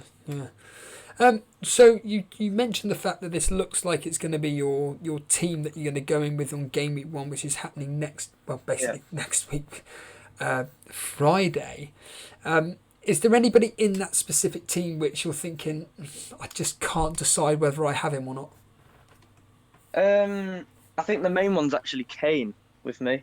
Oh, right. I think Lucas Moura does offer better potential in the first game weeks, but it's that risk of him getting swapped out in game week 3 for Son. I think at the moment I'll stick with Kane. It's Kane, and he's done it multiple seasons. My money's kind of safe with him, I think. And I've got the Salah, Sterling, and Kane, so I'm guaranteed some points without the risk of Ceballos, who is my risk in this team, along with perhaps Walker Peters. He's nailed on starts in pre-season, and he's played at least a half each game, so he's looking like my 5 million punt this year in defence. Yeah, I know we've already heard you, Buna, regarding Walker Peters and Kane, but is there any thought processes onto what FPL Player has just said then? Regarding, sorry, I was concentrating on the chat there for a second. Regarding Kane, by saying that FPL Player actually thinks that Moura could offer better points returns in basically versus Aston Villa than Kane potentially, but because Kane's a more of a safer option, he'd rather stick with him. But there's a chance that he could swap out to Moura instead. So instead of Kane or instead of Fraser? And then what would you go? A different striker up front, like a Wilson or a Vardy? Yeah, I would probably upgrade Fraser to or just straight swap Fraser to Moura, bring in Kane and and then go double Moura and Kane, and then obviously with Moura in your mind as a potential transfer out. Yeah, perhaps. Yeah, I like that thinking. But I'm always gonna have a little bit of bias in my thinking because it's just inevitable because I'm a Spurs fan, and for the millionth time, because I'm going to a game, I just want to see goals, and it does tempt me to go Moura and Kane. But if you're being sensible, Fraser is the better pick out of the two if you were to pick one. What are your thoughts on Walker Peters? Do you reckon he'll give some attacking returns this year? I think he could. Yeah, he should have had an assist last night. He's looked good. And he looks pretty nailed for now because I don't see Aurier coming back and troubling him for that right-back spot. And if anything, I think Poch will just make sure that he's got a bit more cover for Walker Peters at right-back because at the moment he's not the strongest right-back, so he'll make sure there's a player always supporting him. So he's a go for me. 5 million in a Spurs defence. I think it's a good shout, mate. Yeah, I've got him in my team. Brilliant. FPL Player, before we let you go, is there any more final thoughts before we let you go, mate? Yeah, I suppose. I was looking at, obviously, template teams, and quite a few of my players in there are template. Do you reckon I'm playing it too safe this year? No. In fact, ironically, when it comes to template players, you'd be surprised that actually not that many. For it to just take Zinchenko as a very, very simple example, like people like yourself, you've got Zinchenko, but I think he's only in 6% of teams. Yeah, 6% of teams. Oh, really? Of 2 million players. So straight away, if Zinchenko, gets you a clean sheet and an assist and 3 bonus points, and the majority have got Laporte, you're already up. Yeah. You get the idea. I think that it's always wise to stick with the majority. Well, I would say 75% of your team should be, if not as high as 80% of your team, should be quote unquote template players, and it's the odd punt here and there which you're going with in Origi. I mean, could you imagine if, for example, it wouldn't surprise me at all if Salah blanks versus Norwich and Origi's the one that gets the double-digit haul as an example. Straight away, you're up in the high rankings. Yeah. As I say, it's the risk I'm willing to play. I've seen him in, especially last season. He does come up with the odd goal when he starts. Like, for example, against Everton, in the last minute, he did come up with a goal. but it's just that start which you can't really nail on because our front three, we're so reliant on our front three. I don't think Origi starts. Firmino was back last night as well, didn't he? Played some minutes against Leon last night, and he scored as well. So if he's back already, I'd be confident What about Mane? I think Mane's 100% missing the first game. Oh yeah, no, good point. So he could start over Mane. As a Liverpool fan, it's a very good point, barring the fact that we're aware that it doesn't look like he'll play game week 1, but barring that, do you think that we're all overlooking Mane? Yeah, I very much do. Last season, there were stats about Mane scoring the first goal. Endless stats about... Despite Mane's assist record, I think he's so crucial to the way Liverpool play as a team, and I think if it wasn't for the first game week, I would have him over Salah. I think for the million odd cheaper, I think it's worth it. Yeah. Yeah, I know Davey's been an advocate of Mane in the hangouts as well. What's your thoughts there with Mane? Because obviously it's questionable his away form and his lack of assists, but I know that you like him. I'll be back in a minute, by the way. Can you take a call? I think Mane's a better pick at home. He scored more goals at home than Salah last year. His away record's not that great. His assist record's not as great. And I think most people are going with Salah out of fear. Yeah. You might be better to wait for Mane till game week 3 and save the million, because you can captain Mane at home. He's a very captainable player at home. And then for the away games, you've got your Kane, your Sterling. Like even I think Alexander-Arnold, you could probably captain him, or Trent or Robertson. You could captain them as well. I don't know what your thoughts are. Buna or Stevo, do you reckon we're perhaps overlooking Firmino this year? No, I just think that based on last season, I think that as Liverpool options, I think he'd be a wasted space. He did, obviously, as we all know, have a fantastic couple of seasons prior to last season. Last season, he seemed to, from an FPL perspective, he seemed to have underperformed. Is that because maybe Klopp asked him to play a more a tracking back kind of role and just allow Salah and Mane to push further up the pitch? What are your thoughts on that? Yeah, he was pulling the strings really and making the space for Salah and Mane to run into. So in an FPL perspective, I would personally avoid him, but he's a very good, I'd even say differential this year. Yeah, he was. I mean, if I just bring him up now on the screen, and we were talking only just 2 seasons ago, he's still getting your double-digit goals, but it was the 2017-18 season which you could really rely on, and even the 2016-17 season when he was basically getting you double digits in both goals and assists. So he got 11 goals and 11 assists in 2016-17. Last season he got 15 goals and 8 assists. It was just last season where he slightly digressed. Again, we obviously we overlooked him with Mane and Salah, but I think that he's certainly somebody worth monitoring. I mean, Davey P, your thoughts on Firmino?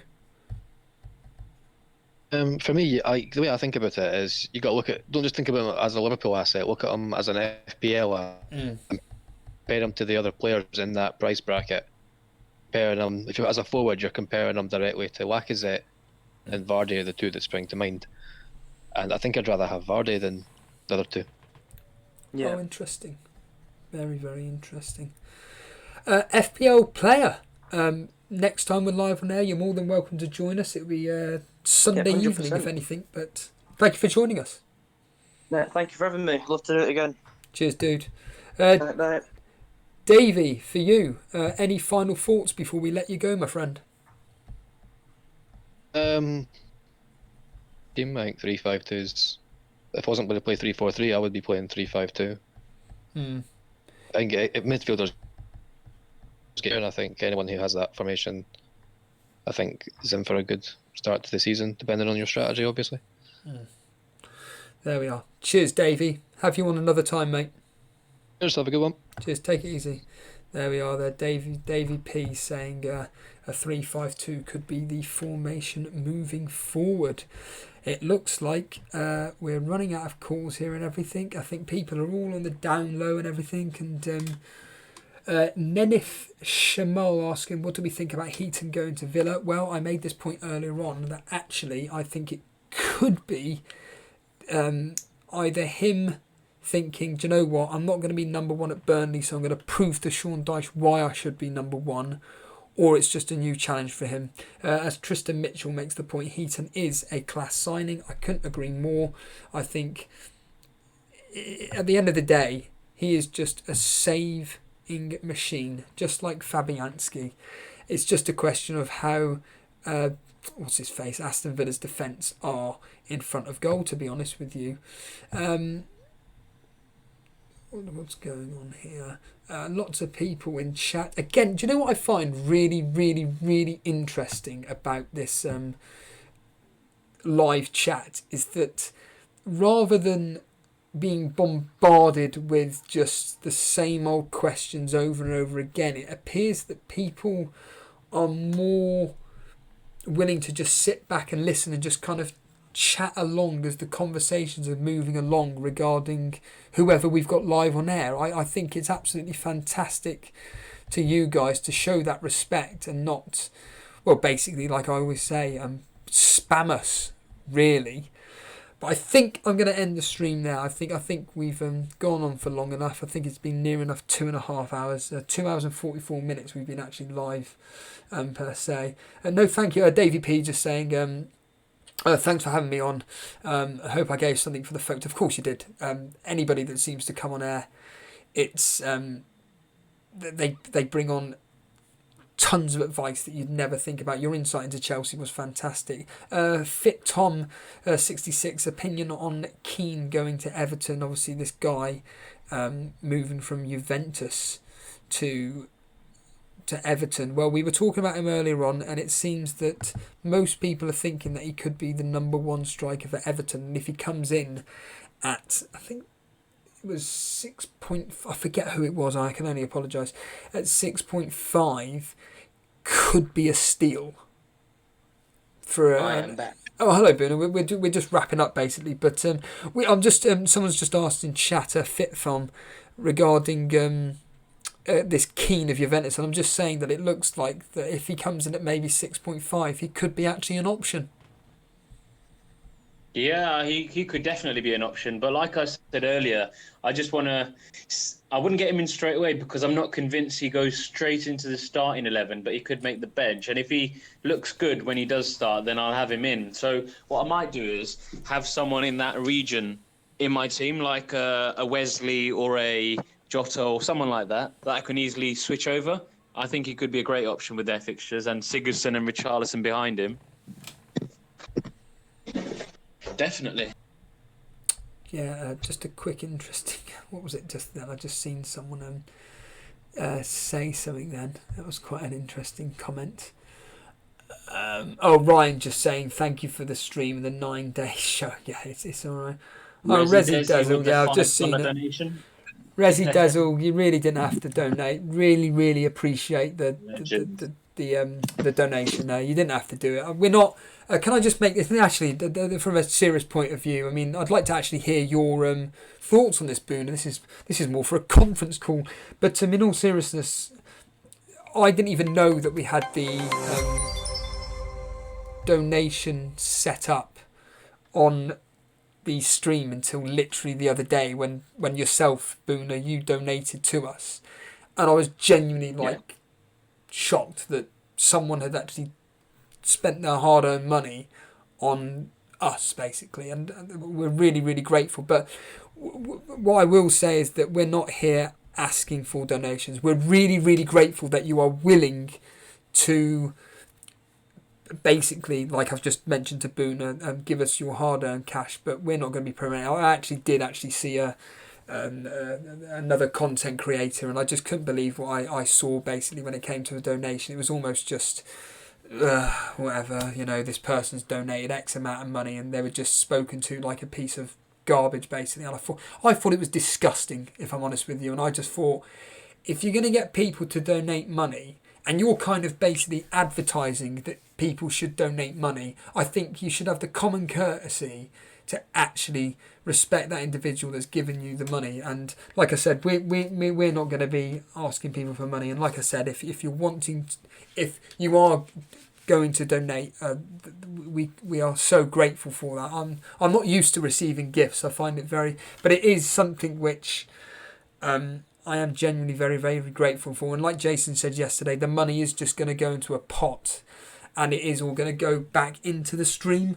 So all the money that we do make, it's all going to go into providing a better quality service for you guys. Because as Jason said, we've spent a lot of money on this to provide a better quality stream. I mean, Buna, just your thought process about why people maybe like, if you're not willing to discuss it, that's I completely understand your privacy, but the thought process on donating to this channel and everything, and yeah, basically because you're a selfless human who goes out of the way to do countless hours of work and streaming at crazy hours, and it's obvious that you don't really expect anything back, but it shouldn't be like that, mate. You put in so much effort for this community. It's the least we can do. Like these small gestures, they're nothing. What, like £5, £10 here and there, for the amount of work and knowledge that you impart and bringing this community together is a very small bit. So just accept it. Don't be like, you don't need to do it and all that stuff. Look, mate, you deserve it. 100% deserve it. Now we're just waiting for you to quit your job so you can do this full time for us. Right. Really appreciate the kind words. Really appreciate Thank you. it. I'm not here to like I said, I'm not doing this for them people to think, oh, is he double bluffing us and we just throw him? No. I genuinely want to know. It's just a fascinating subject matter. Buna, Geordie Kev with a $20 New Zealand donation. I'm not sure if that. I believe it's $20. That come through. I didn't even hear it. Has he really? Oh, He's wow. written mass. Yeah, you read it out, Steve. Kev, aka Statman, that's extraordinary. Again, that's amazing. I mean, we're bringing you on the show, and you're one of the main guys that is actually contributing to everything. And basically, I've lost it now. The one thing I hate about this chat system is it takes forever to find the. Geordie Kev donated $20 New Zealand through Super Chat. Mass respect and appreciation, Stevo. Looking forward to the season with yous lot.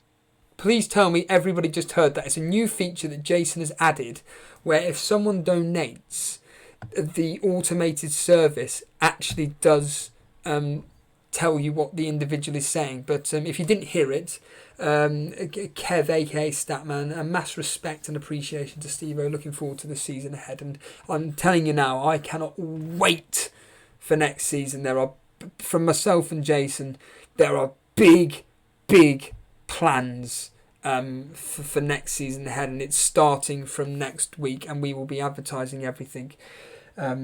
Before I start doing the admin, Buna, is there any final words before we let you go, my friend? Yes, mate. Just to point out some comments from the chat because they are very, very appropriate. You're basically the Mo Salah of this elite FPL Twitter community. No. I'm saying that, but basically, FPL Penguin agrees exactly. Buna, Stevo has done so much for this community. You are awesome, Stevo.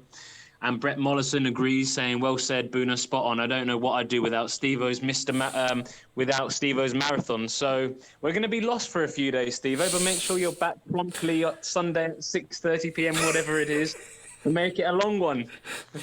That'd be down to Jason, not me. It's all down to his. Well, at the end of the day, Jason's got a family and everything. I can do whatever I want, but Jason obviously. Nasty Ball saying Stevo's blushing, and yeah, to be honest with you, I am. It's not the lighting. It is probably I'm blushing with the kind comments because I just am not used to it. Cheers, Buna. Thank you for taking your time out. Admin. Yes, admin. Here we go. Cheers, Buna. Thank you very much. See you on Sunday. Right, dude. See you later. Cheers. I'm sure FPL Buna will be in the Discord all day today. He'll be there to moderate everything, to talk to you all things fantasy football. Basically, what we've just been doing now, but instead of being on a live stream, it will be through Discord. And as ever, if you aren't part of it, get involved. The amount of information you're going to receive in that Discord group is phenomenal. I've learnt so much just doing these live streams and everything, and yeah, it's just been absolutely fantastic. I will want to say this actually. Jason asked me to write up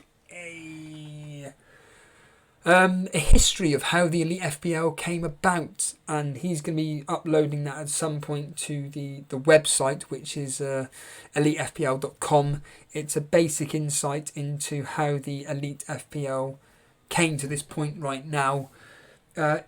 I'll paraphrase it for anybody that can't be bothered to read it. In other words, it started about 2008, 2009, where myself would literally go to a national newspaper, take out all the... If you remember this, they still do it now. Take out all the player listings from the paper.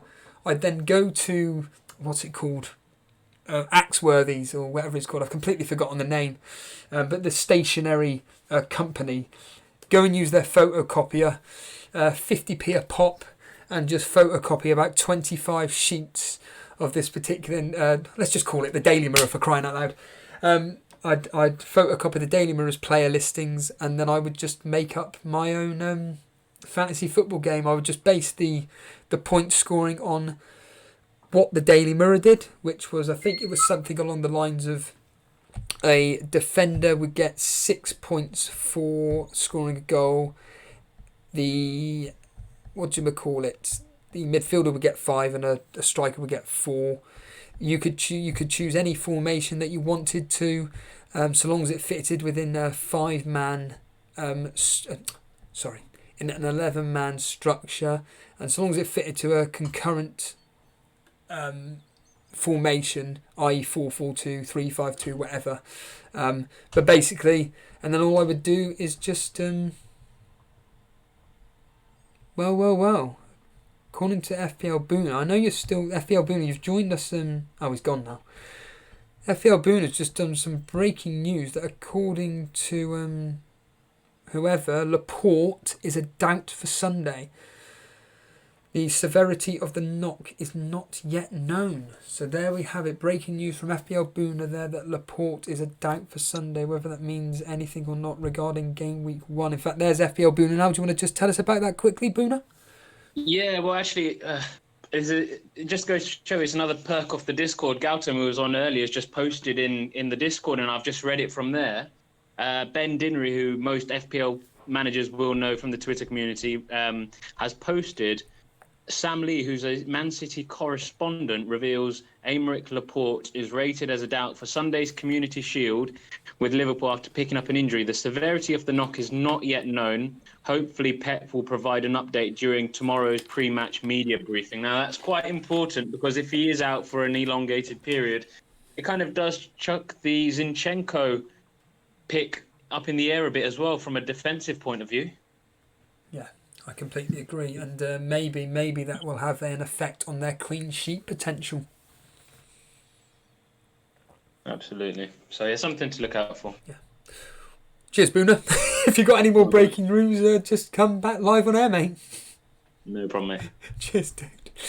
There we are, FPL Buna there, just breaking news that, thanks to Gautam of the Discord group. Again, as FPL Buna says, the benefits of being part of this is you get news like that, basically. But, yeah, so like I was saying, I basically would go out my way to basically set up my own league and stuff, and I would email everything. And 2010 I started playing the FPL league, and now it just fast forward to now where we've literally created a call-in show.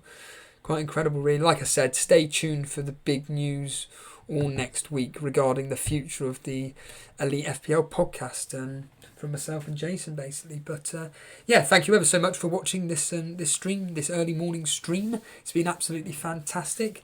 We've been going on now for 3 hours, coming up to 3 hours exactly. And it's been fantastic. I've really, really enjoyed it. I actually messaged Jason a few minutes ago, and I just simply said that this has been one of the best shows that I've done. They have been getting better and better by the day, to be honest with you. And if I could do one every single day, I really, really would. Unfortunately, due to work commitments, as Boone has joked about, I unfortunately can't. But you never know what the future holds for the Elite FPL podcast call-in show. Just a quick, we'll get on with the admin now. I've already mentioned the Discord group. Like I said, if you fancy listening to this on the replay as a audio version, you've got Spotify, SoundCloud, and iTunes. Simply go on those formats and type in Elite FPL. If you want to follow us on Twitter or Instagram, it's at Elite FPL. I'm going to be completely honest with you. Unlike FPL Penguin, we don't really use Instagram that much, if I'm completely honest with you. We're more Twitter followers. In fact, I'm thinking of putting up another poll. I've done it before and I'll do it again. It's a bit biased, but I think I may get Jason to actually do it in the Discord as well. I may put up a poll about what do you guys use more regarding using information for the Elite FPL podcast. Is it Twitter? Is it Instagram? It'd be really interesting to hear your thought process. But I certainly don't go on the Instagram at all, really. It's very, very rare. So any communication that you do have is 99.9% of the time is going to be with Jason. Yes, as ever, if you're new to the stream and want to continue showing your support, just hit that subscribe button. All new subscribers welcome. We are a growing channel. We're really enjoying what we're doing. We've been growing gradually over the last few weeks. I say gradually, we've been growing really, really quickly. It's been absolutely fantastic. And again, if you want to show your support, just hit that like button right now as we're coming to an end. Just quickly hit that like button. If we could get, the usual standard of about however many likes it is, it'd be great. I'd love to hit 100 likes. I know Jason, I think Jason on one of his streams got 99 exactly. Can you believe that? One away from 100. I can't remember now if he did get over 100. I could easily check. But certainly it would be great one day to hit 100 likes. That would be absolutely superb. Other than that, am I forgetting anything? No, I'm not. Oh yeah, the Twitter is at Elite FPL. For more information, please just go to the Discord. The link is in the description. You'll get all the information regarding all things Elite FPL podcast. All breaking news is put in there first. You're going to join a great community with people like FPL Buna that was on live with me for the majority of for half the show at least. Minimum of an hour and a half discussing all things fantasy football. You'll be able to chat with people, not literally in person, but over the phone like we've been doing now today. And it's all fun and games. And like Buna said, it's pretty much 24 hours. And just a quick shout out to the Daily Llama. He's also another one of the moderators that helps the Discord group move nice and easily. And I know there's hundreds of you that are regular members, but I'd be here all day mentioning you guys. But you know who you are. You know that myself and Jason absolutely love the work that you guys put into it. So I can only say thank you very much for joining me, and that is me over and out until Sunday. So yes, that's a good point. Sunday, it should be 6 p.m. You will be doing a what do we call it? You'll be participating in the Elite FPL community team, which you guys are going to be representing. So we will get you involved on that day. And yes, so Sunday, pretty much after the Community Shield game, we are going to be going live discussing your Elite FPL community team. Other than that, have a good day, as the Australians say. Hey, Brighton Mollison. Good day, mate. But away we go. Cheers, guys. Take it easy.